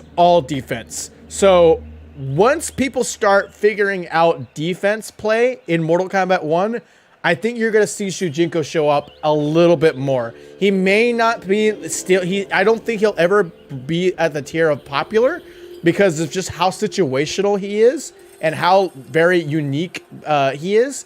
But I do think you're going to see him a lot more, and a lot of it is very honest. And a lot of people are, whoever uses Shujinko is very confident and very, very confident in what they have to offer and what they have to use against you. So yeah, I want to play Shujinko. I want to play Astra Shujinko because this is the Deception team up. That sounds fun to me. And I want to team him up with Li Mei. I want to team him up with Liu Kang. So once I find the time to be able to lab Shujinko and just get some, like matches going on and just get used to the whole Shujinko Kameo use, I'm going to use Shujinko. So yeah, green flag for Shujinko users. I'm going to say the same for Motaro because Motaro isn't the strongest Kameo, but he does give you a lot to work with depending on the matchup. So it's not like Shujinko, but Motaro is definitely situational based. Like, he's not the best use for every single matchup, but he will complement you when needed. And I think I use Motaro when I play against Reikos, because Reikos love to use the star spam. Like the Reiko stars are so annoying. But anytime I pull out Motaro, they have to stop. I notice they stop doing that. They don't, like, not entirely, but they stop doing it. And they reduces it down. But it gives me my opportunity to finally be able to, like, mix up my opponent with my Astra mix-ups and my Astra footsies and my Astra damage and stuff. So I think Motaro is an honest Kameo. I don't think I've seen like an annoying ass Motaro. Sub-Zero is also pretty good too. I think Sub-Zero I think some people are just, whenever I see people use Sub-Zero, it's either to just have fun, to extend their combos, and to just just to have fun with the game, or to make it complement a character. Like if they're playing Scorpion, they might just want to put Sub-Zero so they can have Sub-Zero and Scorpion on screen together, or do Sub-Zero because Sub-Zero. The only time I've ever seen people ever really like use them in a bad way, or just like an annoying way, or like just like an asshole, like fuck you kind of way, is like when you're a zoner and you're trying to zone out your opponent, the character like will counter pick and use Sub-Zero. But honestly, they have to. There's no way they can't do that. Like if you're getting out zoned, or if you're having problem with zoning, you equip the Sub-Zero Kameo. But that's basically it. This is only an annoying Kameo if you're a zoner. That's basically it. And although Astra has, zoning tools, and she's pretty decent with her zoning, she's not a zoner. And so sometimes I'll get annoyed when somebody uses the fucking Sub-Zero Kameo. But I know that like when the Sub-Zero Kameo comes out, it's not like an annoying thing. It's just like, oh shit, I gotta play against this. Like, oh shit, like I have to rethink my style. But that's basically it. Shit, my throat. I have no idea. I think Striker is just so fun to watch. I think Striker is fun to watch. I'm gonna put Striker at green flag. I don't think Striker Kameo users use them in a bad way. They throw out the bombs for the mix-ups, and they give everybody mix-ups.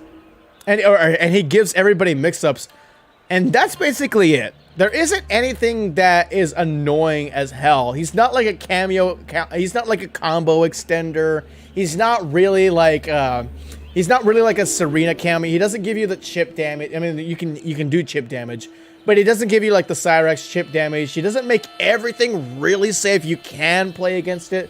It is possible to play against the Striker Cameo. Unlike Cyrax. But he's honest. He's very, very honest. He gives everybody mix-ups, and that's good, because who doesn't like mix-ups? Mix-ups are fun. Kung Lao Cameo, on the other hand, is I'm gonna put it red flag, dude. That low hat is so low-key broken. It really isn't broken, but at the same time, low-key it is. I don't think I would nerf it, but oh my god, it is. That shit recharges really fucking fast. Like that low hat, you're constantly being low hatted throughout the game. Anytime somebody has a Kung Lao hat, like you're constantly being low hatted, or you're constantly having that low hat be charging up, like staying on the ground, and having your opponent, the main character, jump in to do an overhead or do something, and you're like, shit, what do I do? Do I jump in, or do I go back? If I go backwards, that low hat's still gonna come forward, and the opponent, he may not hit me when he jumps in, but he's gaining ground on me. What the fuck do I do? And that and that hat charges fast, so that hat's gonna come back as soon as it goes away. So yeah, dude, that shit is so fucking annoying. The low hat is so fucking annoying. Like red flag when I see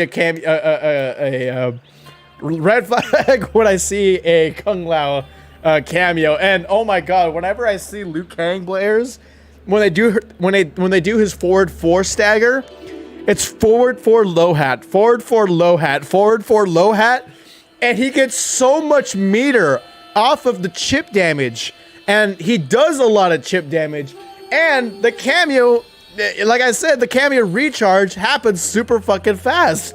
So like it's constant. It's constant forward 4 stagger into low hat, forward 4 stagger into low hat. Oh, it's annoying. Oh god, it's annoying.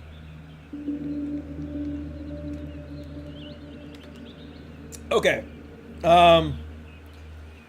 Scorpion cameo. Honestly, Scorpion cameo is kind of alright. It's kind of chill. I'm gonna put Scorpion cameo a green flag because you can get some pretty cool swaggy combos. Like I think you can combo off of any throw, and anytime you feel like your opponent is going to fall from like a long ending combo or something like that, like fall from full screen or fall from mid screen, that Scorpion cameo is gonna come up and extend that combo. It's kind of like Scorpion cameo is kind of like Sonya in his own way, except that he gives you, like, Sonya cameo cannot combo off of you can't combo off of a throw with the Sonya cameo, but you can with Scorpion. But Scorpion and Sonya got the same thing going for them, is where like it's a good combo extending cameo. But other than that, we've got through all the cameos and we got through all the main characters. So once again, I'll pull up that we got Liu Kang, Ken Shimanes, Rain, Shang Tsung, Scorpion, General Shao, Reptile, Havoc, Li Mei, Natara, Ashra, Garrus, and Tanya mains in green flag. Okay? If you main these characters, I know you're not an asshole. I know you're not toxic, and I know you're doing everything you can to make sure you win the game and make sure that you're playing honest. Like these people are honest. Sus is Kitana, Melina, Smoke, Sindel, and Sub-Zero. I feel like you could be alright. You could be, playing honest, but at the same time, you could be a down player. You could be toxic. You could be asking for too much buffs. So, yeah, like, it's sus. You're sus. You're not, I don't look at you in a bad way just yet, but it can go either way. Red flag, dude, these are the carried, most toxic players that you'll ever see. And then Sussy Baraka, the Baraka mains get their own tier. These people are carried, these people are toxic, these people, you want to avoid if you wanna have a good time playing Mortal Kombat 1, you better hope you don't play against these people. And it sucks as a Combat League player, as somebody who only plays Combat League. This is all I fucking see. It's just Johnny, Raiden, Kung Lao, Reiko, Baraka, rotate, Johnny, Reiko, Kung Lao, Reiko, Baraka. Oh my god, it's so annoying. It is so fucking annoying as hell. So annoying as hell. But there is my tier list of what my there is my tier list of what your Mortal Kombat 1 main says about you. I had a lot of fun with this. I like getting a little toxic. I like getting a little salty sometimes. This tier list showed you guys all that shit. So I appreciate it, y'all. Thank you all so much for tuning in. Let me know what you guys think about it, what your tier list would look like, and what your experience is like playing against these characters. If you guys are, make sure you leave a like on this video if you enjoyed, and subscribe for all things Mortal Kombat. See you guys in the next video. That was a YouTube video, guys, by the way. I think you guys should probably understand that by now. It's a YouTube video, even though I'm a live stream. All right. Whew. Oh, man. Jesus. Man, I'm strained with my voice. I'm strained with my voice hella. Man, I have no idea why. I have no idea why I feel this way right now. Take a look at my really crazy hair. There you go. You guys wanted to see the crazy hair? It's not that crazy. Honestly, it's been worse. This is not how I would say crazy is. Man, why do I have that fucking bald spot or that fucking just like bald line, whatever the hell, man? That shit's annoying. Whew, man. Whew. Okay, so.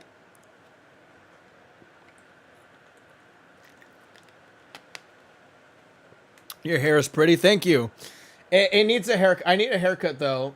Definitely need a haircut. It's getting too crazy. It's getting a little too wild for me. It's getting really annoying to do in the morning. Like whenever I wake up in the morning,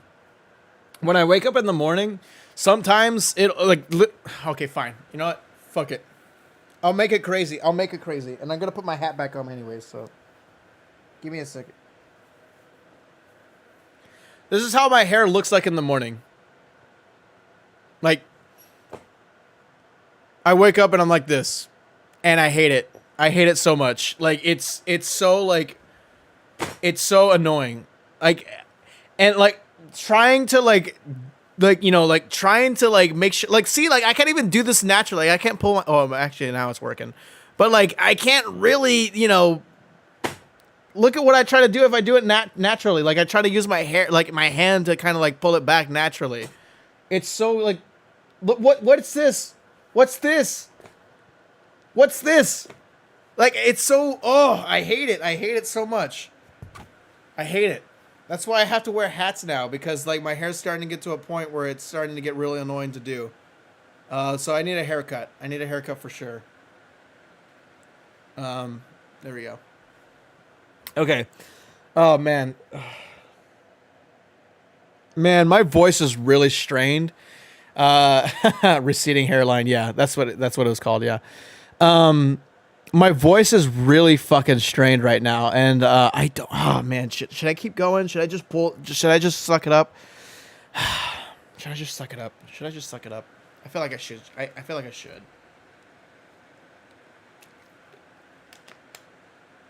Because we still got the React content to go to. We still got the React content to go over. But my voice just, my throat just feels really just, ugh.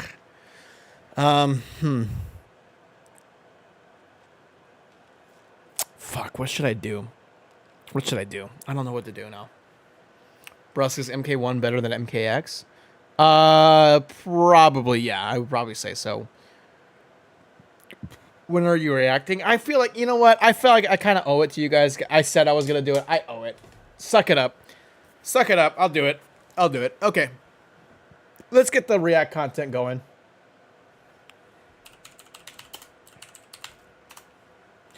However, give me a second.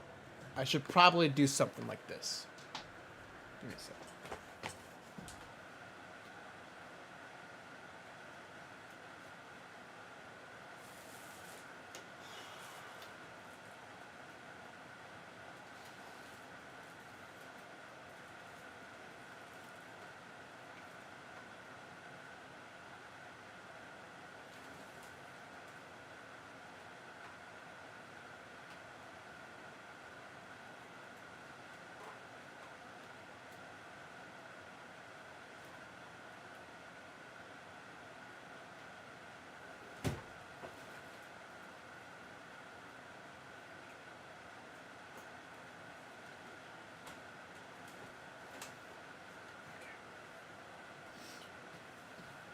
I had to connect something. I had to connect my LAN cable to my my PlayStation. So I think I'm gonna pull up Mortal Kombat 1 for background footage, and then pull up the React content on the corner, just so I can relax for a little bit, because Jesus, whoo, man, I really do feel strained, and I have no idea why, but the show must go on.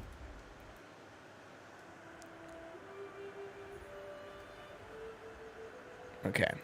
So I think what I'm going to do is I'm going to put like invasions mode in the background, and then just do like invasion grinding, and then I'm just react to the content. So, yeah. Where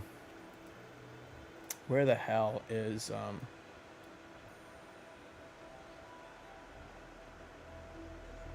where the hell is the... Okay, hold on. I need to pull up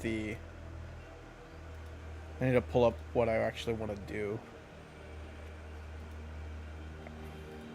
Okay.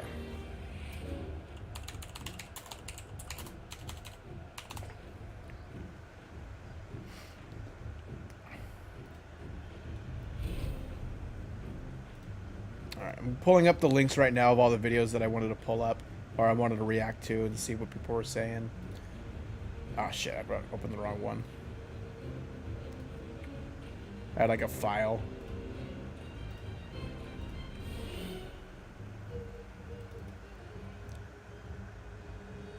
Are you not Elder God? No, I'm not Elder. Not yet.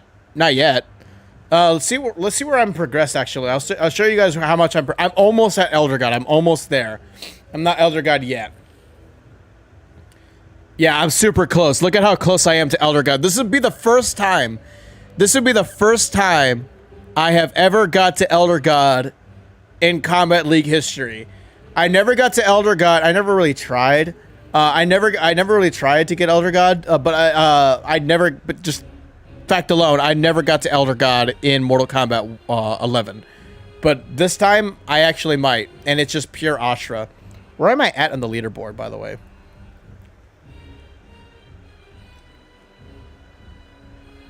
How's the progress in the Kombat League? I think I've got enough footage. I think I got enough footage, and that'll come out. That'll come out. Am I even on the leaderboard? Because I know a lot of people have got to God rank at this point, so I don't know if I'm at the... There's no way I'm at 0. How the fuck am I at 0?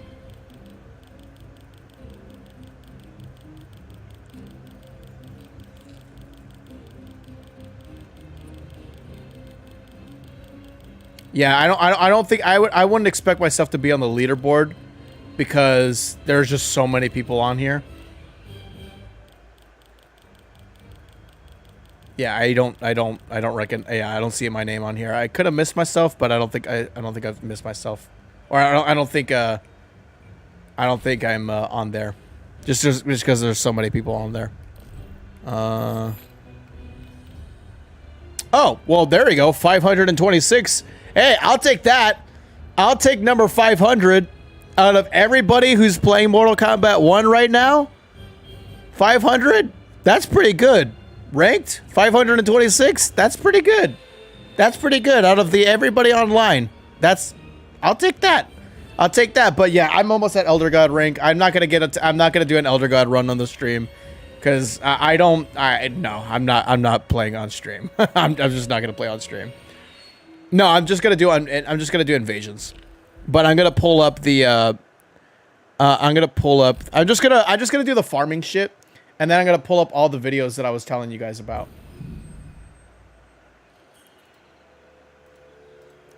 That I wanted to react to.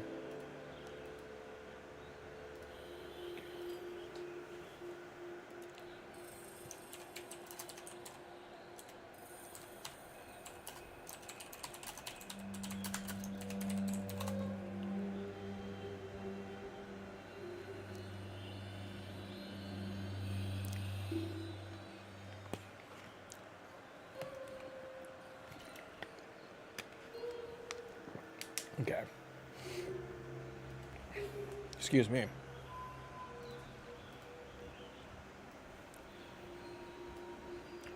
Okay. So, thanks to anonymous user, they wish to have not been named, which is okay. I don't know why, but I mean, just no digs, no digs. But thanks to an anonymous user who put together a lot of oh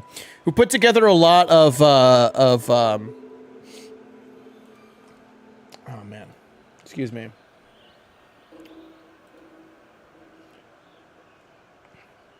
Hold the phone. Wait. Is this not a? Am I not able to play this?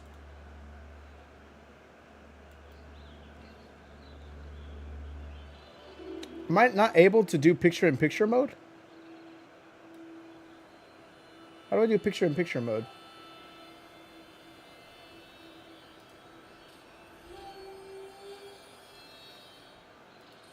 Oh, there we go. There we go. I got it. Never mind. I got it. Well, thanks to an anonymous user who put together a lot of videos for me to react to on stream. I wanted you guys let you guys know that you guys can join my Discord and go to content ideas, and you guys can just link me some videos that you guys would like me to watch on a future stream. So if you guys have anything that you guys would like to hear my 2 cents on, and for me to just be here on stream and just react to it, just let me know. Let me know what it is. Go on my Discord, go to content ideas, and you should be able to find them. Okay. Window capture. I'm trying to look for window capture. Just replay window capture. There it is.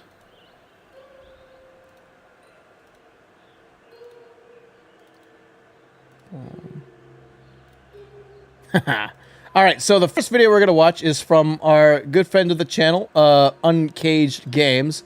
And in the background, I am going to just grind invasions, and I'm just going to level up my Havoc.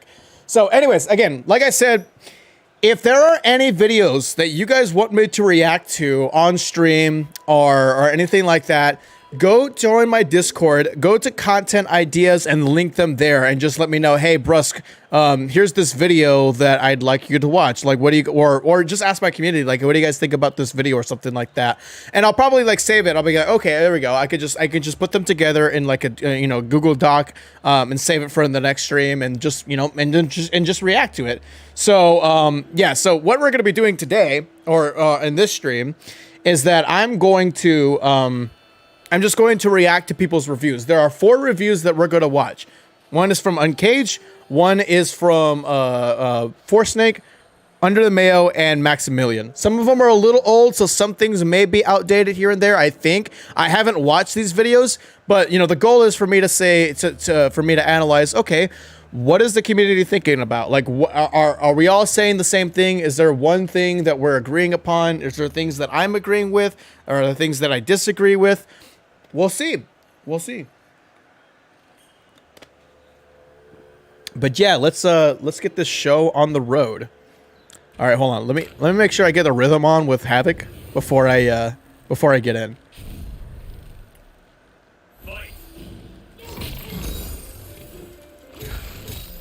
All right.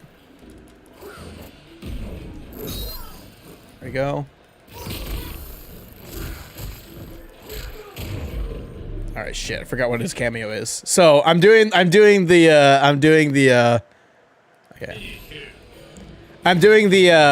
XP farming method right now. So yeah, so I'm just gonna do that in the background. All right, but other than that, I think we're good to go.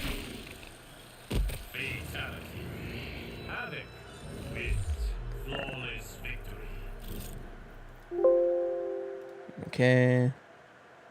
That shit settled. All right, let's pull this up. Okay.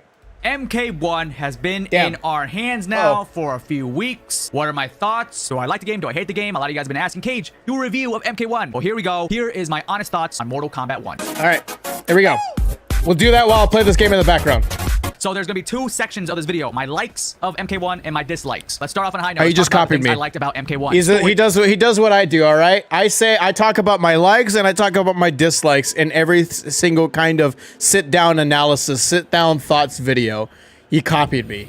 Mode. I'm just kidding. No, that's just standard. I'm just kidding. MK1 is probably hands down my favorite story. Maybe I'm in the honeymoon phase right now and everything's just so great, but the story in MK1 looks amazing. The story's great, and overall, it was like watching a movie. Like it was so good, and I can't wait to see what comes after MK1 story. NetherRealm is I just put out my thoughts on the Mortal Kombat. Oh, I don't know why I just straight up exit out of Invasions. I put out my thoughts. If you haven't already, I put out my thoughts on the Mortal Kombat 1 story.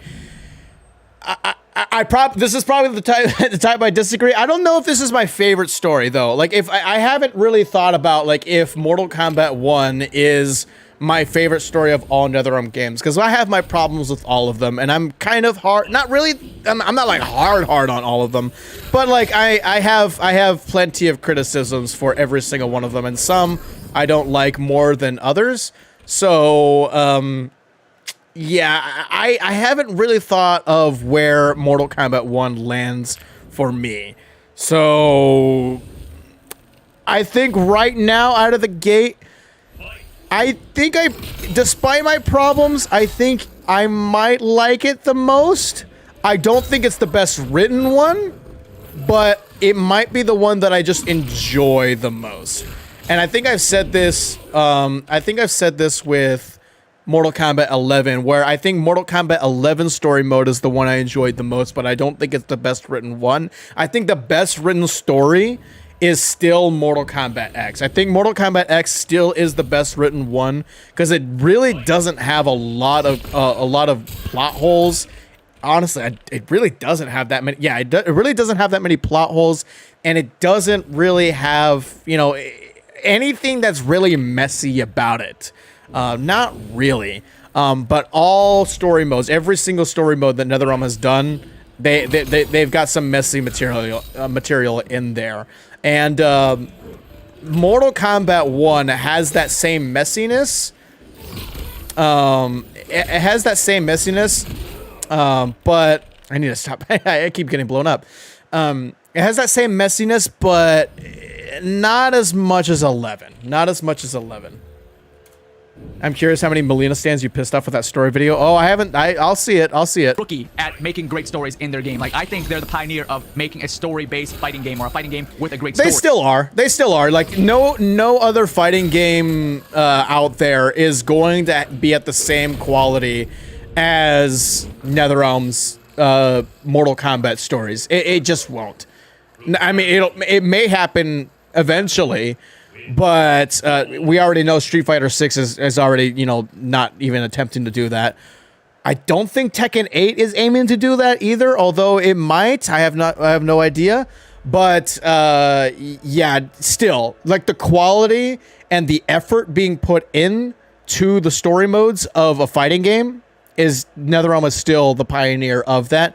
The writing is just a whole different issue, but the quality and the presentation, top-notch stuff. It's like it's still movie-like. Other games start to follow that suit, but still, I think NetherRealm has the crown of being the best. And Street Fighter is not following that suit, but I mean, I know what he's saying. MK1 is no exception. The story was one of the highest things on my list of first things to do when I picked up MK1, and I was not disappointed. I actually played through the story like 3 times now just because of how good it is, and I just want to see the different character interactions, especially for the end. No spoilers, check out the Let's Play. But story, I give it a thumbs up, and that's why it's on my likes. Another thing that I loved about the MK1 game is the roster. Probably one of the best rosters in recent MK games. Like, MK11's roster, it was alright. MKX, which I felt like it was lacking. MK9 is like the cream of the crop. Like, that is an amazing roster. Like, every character pretty much is in that game. MK1, I kind of feel like it had that same vibe to it. So many great characters. So many characters that we haven't seen in so long. I've said this in my review. This is one of the best rosters we have ever gotten in a Mortal Kombat game in a long time. Like, it is insane how good of a roster we got when the roster count is basically the same as every single base roster count from all the NetherRealm games, like 24, 23 characters. It's insane. It's insane how well they did with the roster with only 23 characters. I think I probably should have elaborated on it a little bit more. I know I said this in my review. In my review, I did compliment the roster, and I said it was one of the best, but I didn't say the reasons why. The reasons why it is one of the best rosters that we've ever gotten, is because it's a roster that represents pretty much every single era of Mortal Kombat, and every single inclusion are characters that are fan favorites and most requested, and characters that we haven't seen in a long time. How the hell you did that with a 23 character roster count, I have no idea, but NetherRealm did it, and I love it. And especially because this is a 3D era heavy roster. There's a lot of 3D era characters in this game, and I absolutely love that. The 3D era characters are getting so much love in There we MK1. go. And guess what? They're fun to play too. Every character that I have tried to learn has been super enjoyable to learn and play online. Like, I've started picking up characters I didn't think I was gonna pick up. Obviously, Johnny Cage is my boy, but I've been learning characters like Raiden. I never played Raiden. Raiden's a beast in this game. Scorpion is awesome. That's sus. Sus. We already talked about that. Sus Raiden mains. It's okay.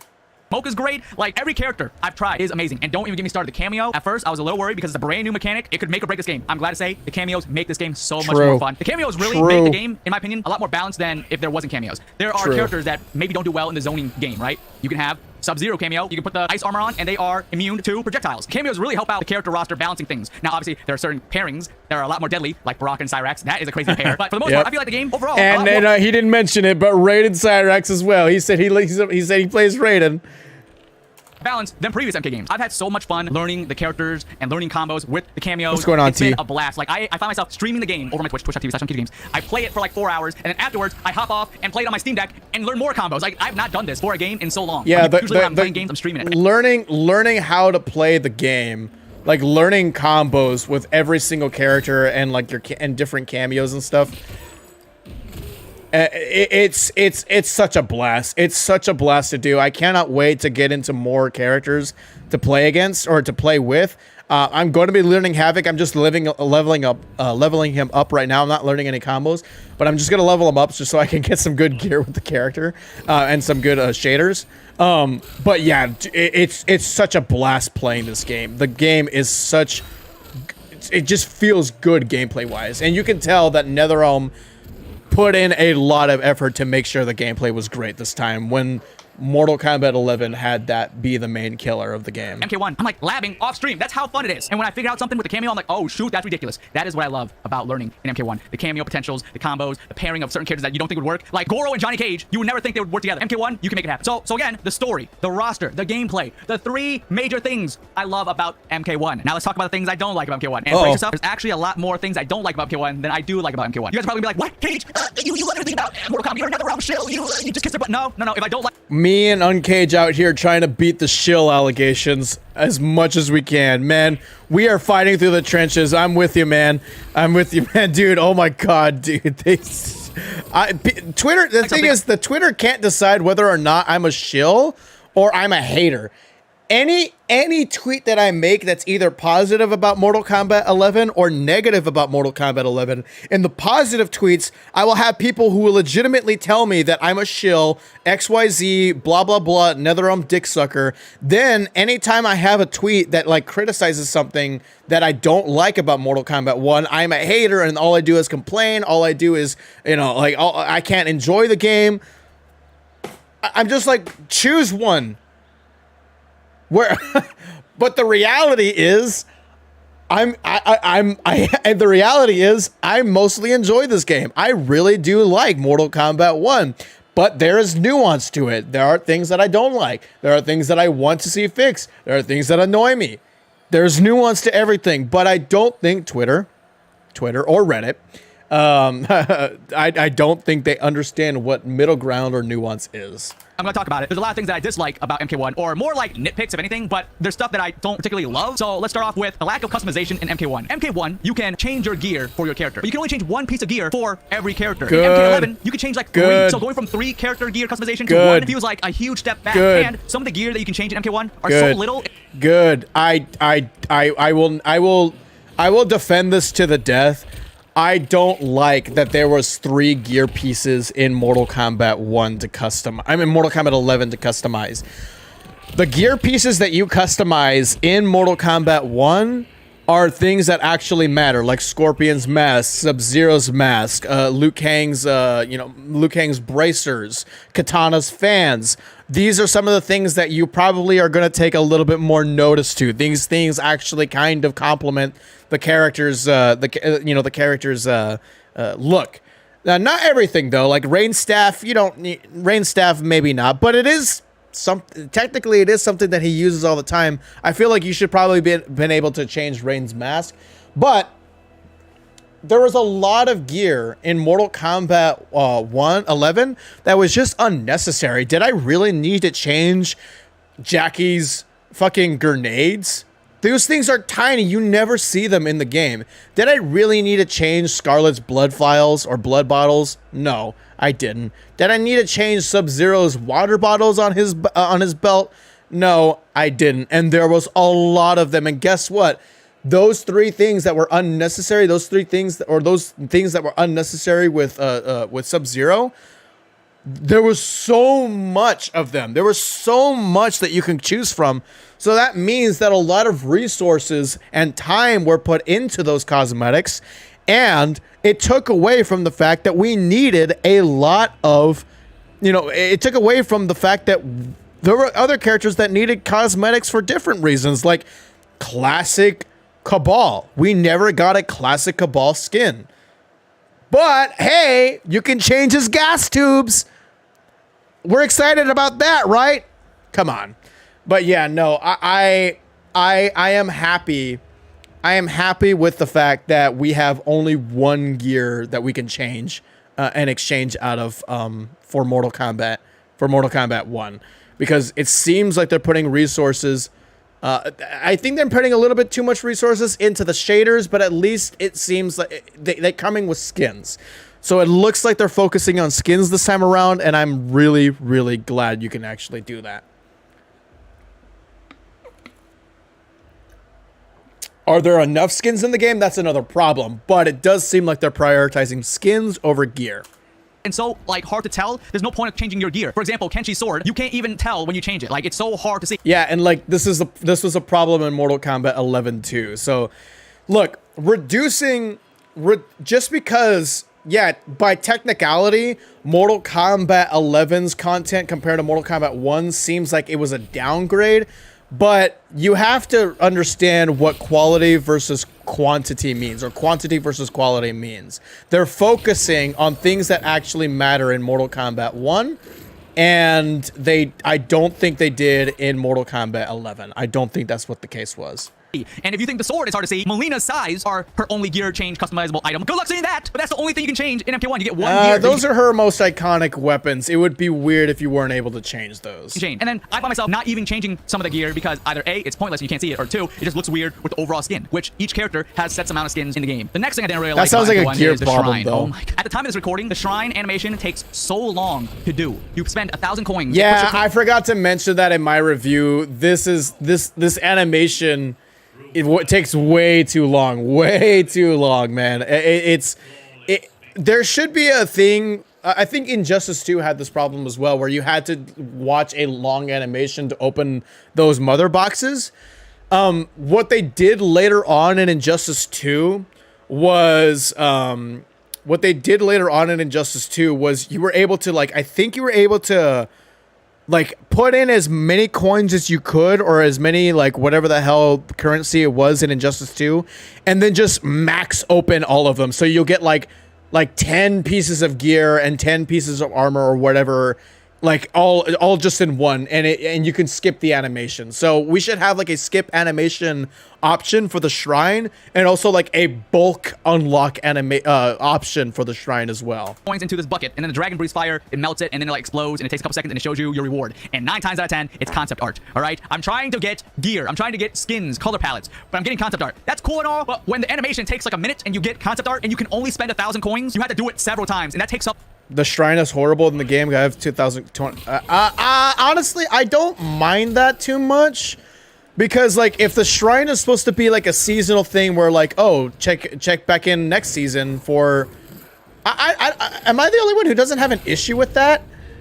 I don't have an issue with like, okay, well the shrine doesn't have anything for me to unlock, but next season I can check back in the shrine and I have a lot of things to unlock. I have all these coins already ready to go. So as soon as the next season starts, boom, I got XYZ things to unlock. Am I the only one who doesn't really mind that? Yeah, every season you get new stuff, so I don't really mind that. My only issue with the shrine is the animation and how long it takes to fucking like just sitting there like waiting, like spending like 5 million coins for like shit to unlock. Like, dude, like just hurry the hell up. Like an hour. I hope down the line, maybe when I upload this, they already updated it, but NetherRealm makes a feature where you can like put X amount of coins in. So instead of the default 1,000, you can put in like 10,000, and it gives you like 10 reward. That's what I said. That's what I said. They did this in Injustice 2. And again. Because I saved up like, what, 100,000 coins or something, and I found myself sitting on stream, wasting time, spending 1,000 every minute. And that sucked. That sucked. Over again. And then I get one color skin, color palette, and it's like Sub-Zero's a different colored blue. It's like a shade darker. Like, come on, man. Really? An easy way to make the shrine better. One, maybe make the drop rates for skins and palette colors a lot more frequent. Maybe like out of 5 drops, maybe 3 of them can be concept art, and then it could be skins and gear in between. So like you get a skin, concept art, skin. I don't mind unlocking concept art though. I love unlocking concept art. I want concept art. Gear, concept art, you know, like that. But it seems like when I do it, concept art, and then I get a gear. Like, come on, make the animation faster. Let us spend more than 1,000, and please speed up the animation. It takes too long. Invasion. Ooh, the brand new mode in MK1. The mode that all of us thought that was going to be the next I'm playing that right now. 2.0. I am sad to say it is none of that. Invasion, in my opinion, is kind of boring. Now, Invasion, they make it like you're on a board, like a Monopoly style board, a board game. You get to move your character in a very like linear fashion, and you fight random opponents, and you get millions and millions of amulets that you don't use. Like, I don't know about you guys, but I have found myself discarding amulets every single fight because they keep giving to me, and I don't use it. Like, what? Also, I do that all the time. Forever. Even with the XP trick that we did, it still takes a long time. I can only imagine if someone didn't do the XP level up like trick, they would be there forever, still working on maxing out their one character. The fights are not fun. The map is cool, like you get to explore around, but I feel like if they remove the board game look and let us roam around like how we did in MK11 Crypt, oh my god, Invasion would be so much more enjoyable. But seeing as the camera, I would like it. I would like it if we were just a little bit more free in walking around the different maps and Invasions, like or at least make the animation or make the walk animation feel a little bit less sluggish, or at least zoom into the camera where it feels like you're like actually immersed in it instead of like this kind of point of view. Like, this is zoomed out already, but like the default view is kind of just like that as well. So yeah, Invasions need some updating. I don't mind it too much because honestly, I see it as an XP. It's basically an XP boost mode. Like, you just play a bunch of fights and you boost up your XP. That's what I'm doing. I'm doing the farming method though. You know, it's not like the actual way to play Invasions. Shit. But I don't mind it too much because it's like a podcast mode. I put on a podcast, or I do this exactly. You know, it works for me because I'm doing this right here. I'm just sitting here chilling, playing, like just mashing buttons on Invasions, like reacting to content on stream. Like, so it works for me, but like this is like very situational. This is not something that everybody does. Like, when you play video games, this is not really what you do. So yeah, I can understand it. Like, I fully I'm on board with having Invasions have some sort of update to make it a little bit more fun. Moves in certain, positions of your character moving around the board. It gets very confusing. Also, the game doesn't give you like a mini map, so I find myself lost half the time. I'm like, have I been here already? No. That's what I said too. There needs to be a map. Like, you go on the pause menu. You should be able to see how much you've progressed and where you are exactly, and have some sort of teleport option too. Like, you take it like a teleport consumable, and you can teleport like 5 times. Because I know if you kept teleporting around the map, it would defeat the purpose of Invasions. So if you introduce like a consumable to be able to teleport at XYZ point or A point, B point, C point, that would be cool. Maybe. It's very confusing, so long story long, not a huge fan of Invasion. I was really excited for it. The concept is really cool, but I just find I will say, if I'm gonna go shill mode, I really like the detail and the environment. I like walking around the different maps. I love doing that, and I like kind of listening to the music as well. I mean, I had like, it's been my background music in some of my videos. It was my background music in the stream, and it's good. It gives me the Deception vibe. It gives me the Deception vibe just a little bit. There are the Deception Conquest mode vibes in there that I really do appreciate, and that's what makes me like Invasions just a little bit more. Like, we're doing busy work, and the reward that we get for the busy work isn't that great. Yes, we get some cool skins, but like, it's doing 50 fights of nothing, and then you get 1 skin. At least make the fights fun. My suggestion is they could have done the 300 challenge tower in MK9, where each tower was a different mini game or different stipulation or something. Like, each spot that you land on in the Invasion map. Yeah, there should be like a little bit. Yeah, there should be a little bit more mini games available. Like, the mini games, especially the boss fight mini game, that was fun. That was unique. And like the fan one, or like the katana boss fight, or is it Melina boss fight? I forgot what it was. It was on this map where you had to like dodge like the size of the, I think it was the Melina one, where you had to dodge the thing that was coming down in the air, or you had to dodge like the lasers and stuff, or like the ball lasers. That's fun. That was really, really fun. There needs to be more of those little mini games present in Invasions. Like if Invasions was like, if they amped the amount of mini games that were in Invasions by like 30%, I feel like Invasions would be a lot more fun because I'd be playing a lot of cool, fun mini games. Could have been, oh, this is challenge number number 1. The boss fights are, they are the best part. Like, yeah, you're right. Challenge number 2, you keep going, you do different challenges. That would have been a lot more enjoyable. But no, it seems like you're fighting the same people over and over. Sometimes it's a really annoying modifier that happens. And then also the ambush feature is the dumbest thing ever. Yeah, the ambush is annoying, but the modifiers, there has been like a total of 2 modifiers that I remember in Invasions that were annoying. But other than that, Invasions is pretty easy to get through. It's a grind, and it's not really the most fun grind, but it is kind of easy to go through. Like, the AI is not as stupid. The consumables and the modifiers are not as annoying as Towers of Time. And like I said, Towers of Time AI is not as annoying, or Towers of Time AI is not present in Invasions. So it's not, the smog cloud was, the smog cloud, and there was like something else, and that was pretty much it. Walking, you accidentally walk backwards, and then you get ambushed, and you just fight 3 dudes. I feel like it's pointless. It's so pointless. Also, the secret fights in previous games, when you get a secret fight, it's like, oh, you did something cool. You did something special to unlock this secret fight. Invasion, it seems like if you just punch your opponent, you get a secret fight, and you don't really get any cool rewards. I know. You don't even get to secret fights happen way too often. Like, it does not feel like a secret fight. Like, secret fights used to feel like super cool. Like the reptile, or like the secret fights that you would get in Towers of Time. Oh, that was cool. Like, obviously at the same time, like once you found out how to do it, it became less cool, but it was nice. Like, remember when you had to enter that code and do that meteor thing to unlock the Combat League skins? That was cool. And even though you can do it like every time, and it's not really a secret anymore, it's still cool to this day. Up that much. Overall, Invasion, if I had the keys to the Invasion Kingdom, I would say make Invasion more fun by having each spot being something unique, a different mini game, something like the 300 challenge tower MK9, or shout out to my buddy Unruly, he came up with this idea, make Invasion mode online and have it like Mario Party, but with MK characters. That would be way more enjoyable. You already got the board game look. Add a couple more characters, roll a dice, and move your characters around. Like, how fun would that be? And NetherRealm has already done mini games in the past, or, Midway. I don't know how that would be, though. Like, I've seen people mention this, like, online multiplayer Invasions. I'm like, how does that work? I don't know how that works. We got chess combat, we got motor combat. They've done mini games in the past. Make a couple more. Mortal Kombat Party. Yes, that would save Invasion. I mean, that sounds cool, but I just like, wait, how specifically is that working? Maybe I'm just R-worded, but I'm just like, that sounds cool, but I'm like, how what's it gonna be when like a second Havoc is right here? Like, what am I doing? I don't know what I'm doing. So, like, am I, like, fighting to compete who can beat a boss first? Like, that's boring. But, like, yeah, I don't know. I have no idea. Maybe there's, like, mini games that are introduced in Invasions, like new modes. Okay, then that's cool. But, like, yeah, I don't know exactly how that would work. That would be so sick. And if they're not doing any of that, remove the board game and let's walk around freely and make it Crypt 2.0, please. All right, bring Conquest. I don't know. But Invasion, I just feel like it's a lot of busy work for not as good of rewards. The next thing that I don't like is crossplay is not in MK1. Now, they have said crossplay is coming to MK1, which is great. But I would have liked if crossplay was already in the game. It's kind of a bummer that it's not here yet, and we have to wait a little bit. And also, you can't even make like rooms or join rooms in MK11. You can join. Yeah, that sucks. Not being able to make a room it kind of sucks.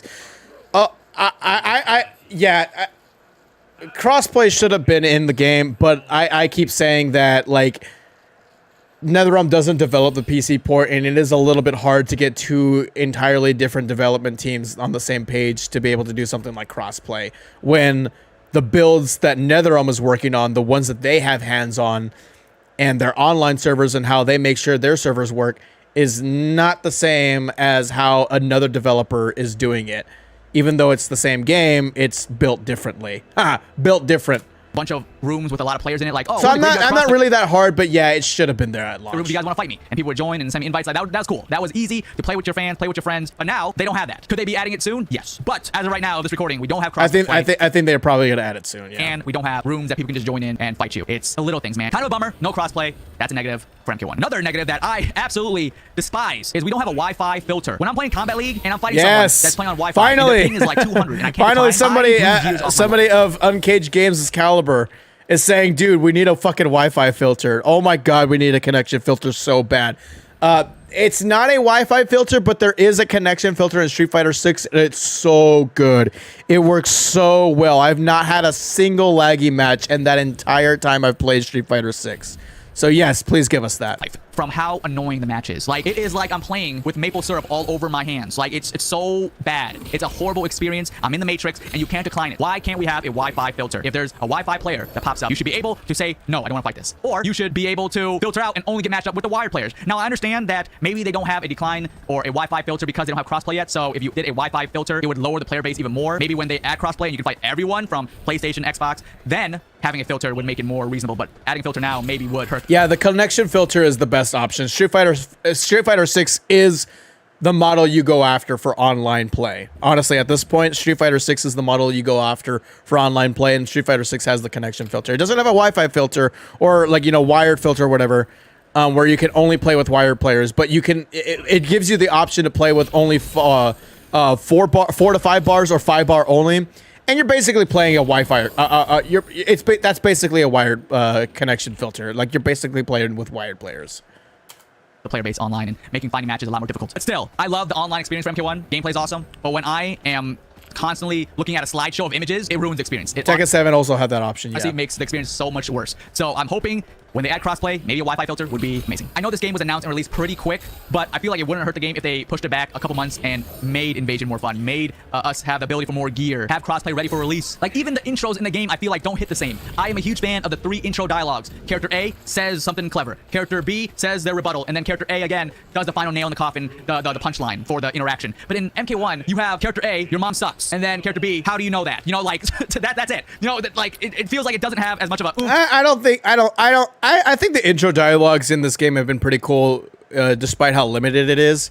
Yeah, I would like to see, you know, the traditional intro dialogue style where, you know, it's three intros or 3 dialogues per character or per interaction. But it doesn't really matter to me, honestly. It's not the biggest deal in the world. Like, when I'm playing online, I'm skipping the intros, and 99% of people are skipping the intros. Like, let's be real. And a lot of people, I've called that out. I've said that, like, 99% of people skip intros, you know, like, and stuff. And I've seen, like, the biggest cope responses in the entire world. So yeah, like, come on, don't think that you're missing, like, the most biggest thing. Like, it's just, like, really bringing down your experience playing the game. It's not. Does it suck? Yes, it does. If you gave me the option, like, I would keep, like, the traditional intros in Mortal Kombat 1. I would keep them. But, like, it's not like it's ruining the experience for me. To the intros, it doesn't have as much personality compared to MK11 or heck, even like Injustice. I feel like had a better like intro than MK1. Oh, also quality of life. You can't pin moves in training. In practice mode, you can't pin your moves anymore. So like your combo that you're trying to learn, you can usually pin it and it'll pop up on the screen and you can do it. MK1, you can't pin moves. Why is that not a thing in MK1? Hello? To wrap it up, MK1 has great bones. It has a great structure. The gameplay, roster, story is amazing. If you're an old-time MK fan, you're gonna love MK1. If you're a newcomer, the things that make a fighting game great, the standing that Mortal Kombat 1 has is strong. The main problems that are plaguing Mortal Kombat 1 are fixable. Mortal Kombat 11 didn't have that. Mortal Kombat 11's problems were the gameplay and how the game ran. It was not good. Like, if you gave everybody, like, you know, like, swaggy combos, you basically would have to build the game from the ground up. It just was unfixable. You couldn't fix it. It was a lost cause, like, from launch. But Mortal Kombat 1 doesn't have that problem. It does not have the same problems as Mortal Kombat 11, or at least not to the same degree as Mortal Kombat 11. super fun, super easy to pick up. But the game is lacking meat. It's missing some key features that was in previous MK games that I feel like if they were in MK1, this game would be so much higher in my rating. But because they're missing simple things like crossplay on launch, they're missing the create a room, join a room, one gear piece, intros and outros not really being a thing. See, like all these things are small. Notice how all of these problems that he's listing off, and I listed these off as well. All of these are one of. Sorry, I was trying to remember Havoc's fatality. All of these things are very fixable. I think the issue is that these little tiny things stack up. So when these little tiny things are stacking up, it makes it. I mean, it makes a big. It's a snowball effect. So you start with a small snowball and it rolls down the hill. That's what Mortal Kombat 1 has going against it, is that those problems are small and then it rolls down and becomes big. But the ice ball will melt. Those problems can be reduced. It's not like, it's not like we're dealing with the problem of, dealing with cold weather. Like, you're not going to be able to change that. Sorry.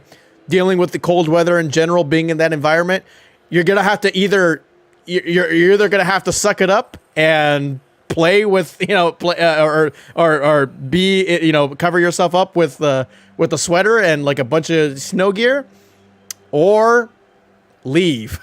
Just leave. But Mortal Kombat 11 doesn't have that problem.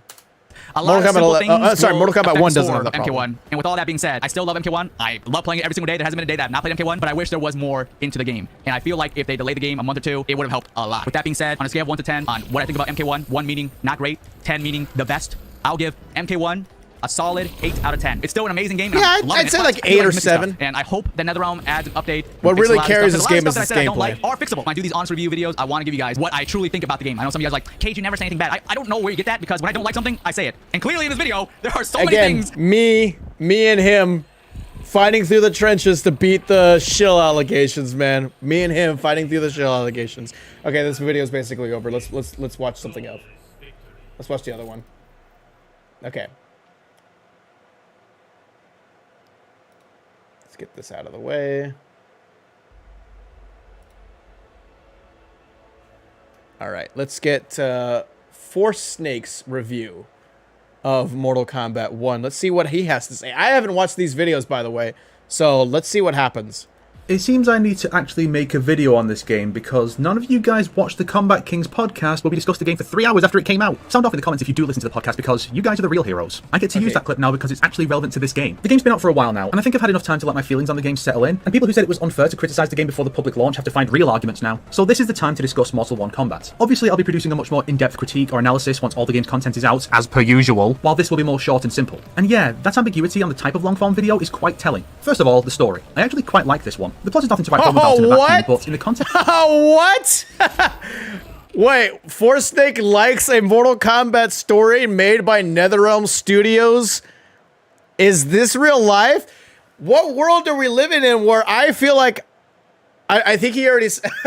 I think he already said that he's not going to, go too in-depth in the story mode. But what world are we living in where I am more hard on a Mortal Kombat story made by NetherRealm than him? What world are we living in? Make sure you don't get hit with the fatal blow when you're wearing Havoc's helmet, unless you want to see him bald. Of NetherRealm's usual outputs, and especially their most recent work, this is a marked improvement. I'd probably rank it just below Injustice 2, since that story's endgame issues are a lot more subjective than the objective issues this time. The plot is very basic, which is appreciated after all the timey-wimey crap from MK11. The characters get to have pathos and nice relationships. Yeah. Even Reptile and Baraka those are the best parts of the story. The brotherly bond of Kung Lao and Raiden is what Kung Lao and Liu Kang should have always had. And Johnny and Kenshi's ever-evolving dynamic is probably the story's highlight. True. I think this has a lot forgot to mention that. I forgot to mention that in my video, is that I like Kenshi a lot in the story mode. And I like the dynamic I like the bromance between Johnny and Kenshi. I forgot to mention, I filmed that, I recorded that, but I forgot to put it in the video. So yes, I want to make it clear, I like Kenshi in Mortal Kombat 1, and I like the bromance between him and Kenshi, and Johnny and Kenshi. That was one of the highlights of Mortal Kombat 1's story. I love that. Johnny is not far and away the best character this time. There are actually other contenders for once. The weakest links would be Raiden, who I feel is everything people who hate Liu Kang think he is. know, man. Raiden was one of the highlights for me. I understand. I think he's probably. I think he's saying like, you know, oh, he's, you know, like Raiden is not beating the you know, boring Liu Kang hero allegations. Oh shit, I might. I know what he's saying when he's saying that, like, oh, like Raiden might not be beating the you know, the boring Liu Kang hero allegations. But honestly, like, I feel like I said this in my story review. I think that Raiden in this game represents what Raiden always should be. Like, this was supposed to be kind of how Raiden is even when he's a god. So I appreciate the fact that they went for that they went for that. Nitara and Havoc, who get basically no exploration of their motives in the story, and the cameo characters who rarely get a line, if ever. And yeah, on the subject of Nitara, Megan Fox is terrible in the role. There's something about the way she delivers lines that feels different from the rest of the cast in a way that I can't quite put into words. Her performance is far and away the worst in the game, while everyone else does at least a passable job. I can't say if it's worse than Ronda Rousey in MK11, but at the very least, Nitara has a very small role in the story. It's not worse than Ronda, and it's not worse than Dimitri Vegas. I've heard worse. It's not great. Megan Fox's voice acting is not great, but it does feel like she had like 3 hours to record that. Like, it feels like she wasn't given enough time to be able to be in the studio and record her lines and give her performance, because there are flashes of a good performance in some of her intro dialogues with her characters. But Twitter won't tell you that. Like, YouTube comments won't tell you that. They won't admit that there are some good things. There is some good performance lines from Megan Fox Nitara in this game.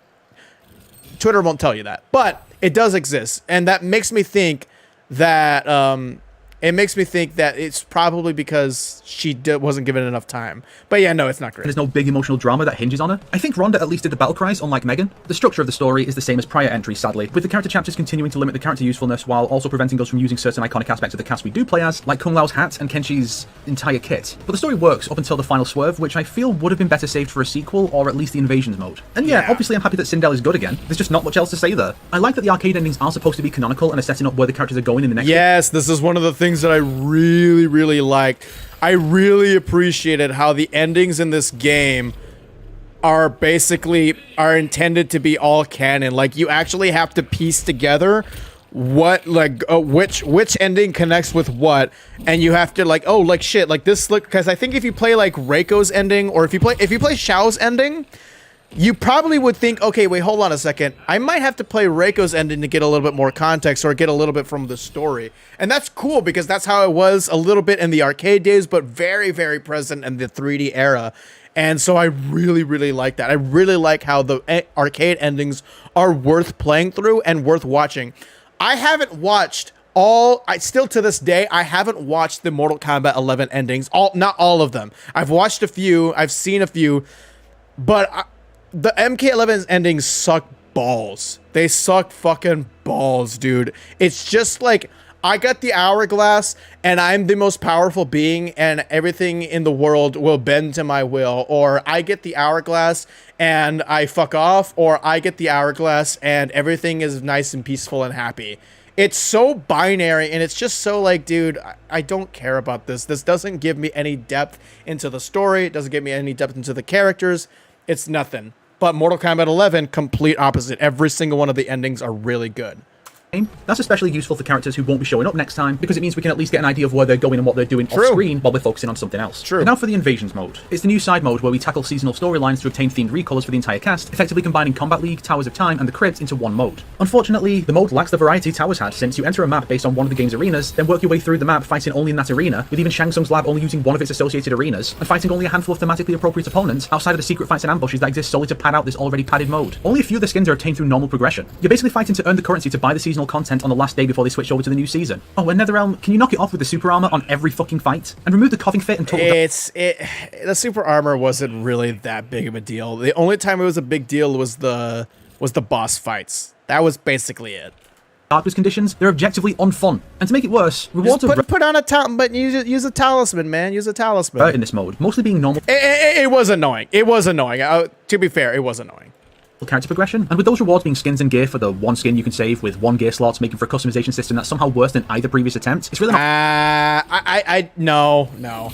I think what the thing that Mortal Kombat 1 has against it is that the skins are just not good.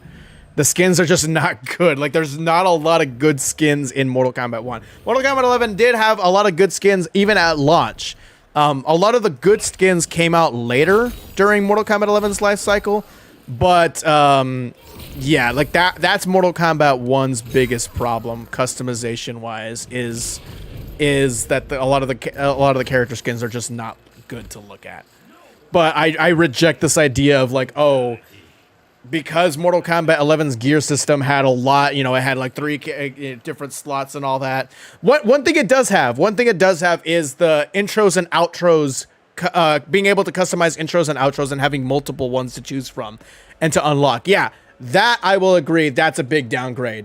But that's basically it. Everything else is quantity over quality.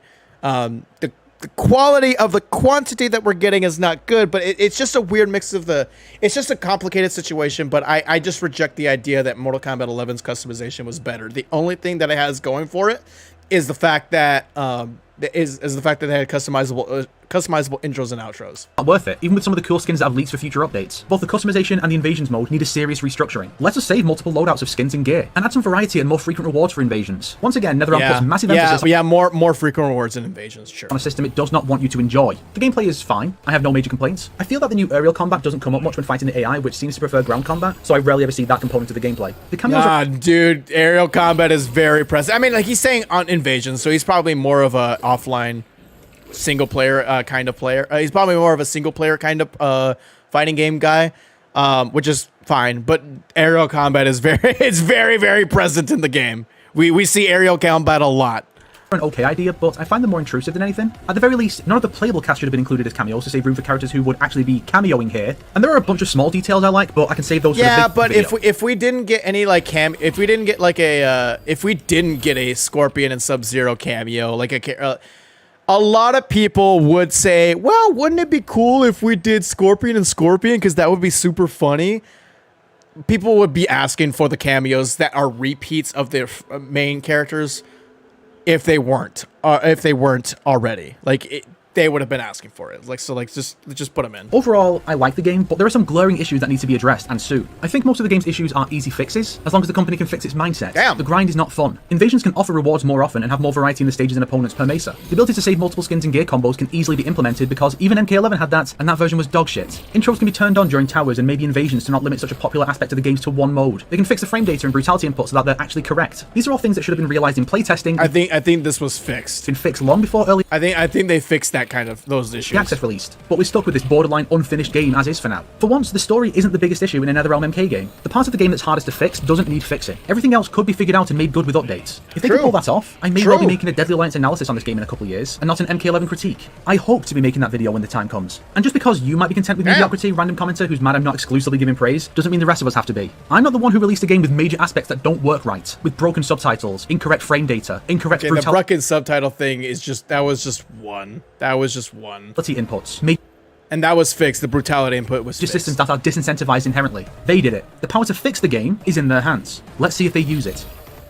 If you like this video. Yeah, I mostly agree. I mean, like, a lot of the problems that are in Mortal Kombat 1 are just incredibly fixable. Like, these are things that you can patch. Like, where is this game going to be? Just think, where is this game going to be in a year from now? I think a lot of these things that we're talking about that are issues are mostly going to be fixed. And so what are we going to complain about? We're complaining about these issues that are fixable, that would be fixed in like a, in a hypothetical, like years worth of time. What are we going to complain about then? Oh, I just missed my fatality, so I'm not going to get the XP boost. So yeah, I just ask myself, or ask you guys, like, where are we going to be? Where are we going to be? When a year from now, and most of the, like, let's say like even 70% of the issues that we're having now are fixed. We already know they're fixable. So what happens when they do? How are we going to be talking about the game? What is the game going to look like? That sounds like an exciting game to me. So that makes me want to keep playing. That makes me want to keep, like, you know, that makes me want to keep being invested. At the very least, just, like, you know, stop playing the game, but wait and come back. Because I know I'm going to have a good time. So, I don't know, man. I think there's nowhere to go for Mortal Kombat 1 so far. All right, let me go to the bathroom real quick. Let me go to the bathroom right quick. I'm gonna watch one more video. I'll be right back.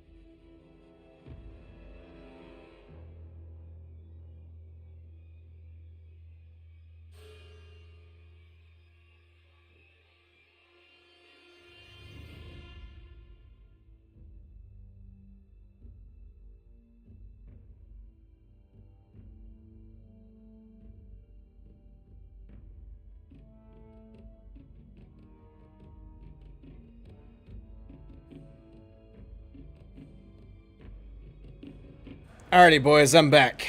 I'm surprised he's not talking negatively about the story. I mean, yeah, that was the biggest thing. Is that, like, it seems like I have more negative things to say about a story mode, about a NetherRealm story mode, than he does, and that's a weird world to live in. Because what the hell? I'm here as a Okay, there was another one that I wanted to watch, but this one's 20 minutes, and the and the watch party. The watch party starts. The watch party starts in like 20 minutes, or like basically 10 minutes. So I think I'm going to watch Max's video on it first, and then maybe I'll get back to the other one later on, like in another stream or something like that. But yeah, fuck. Even if I put it at 2x speed, I feel like with all the pauses that I'll do to give my commentary, I feel like I'm not gonna have enough time, and I want to start the I want to start the watch party in 10 minutes. So, shit. What do I do? Shit. I think I'll watch Max's video. I think that's what I'll do. All right.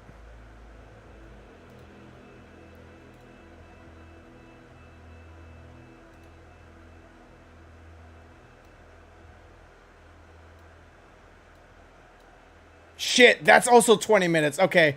Fuck. We're gonna have to come back to this. We're gonna have to come back to this in another stream because, oh man, I just saw that Max's review video is 20 minutes, and like, I don't have time for that. With all the pauses that I'm gonna do, the watch party starts in 10 minutes. There's no way in hell I'm gonna be able to get through that shit done. Okay.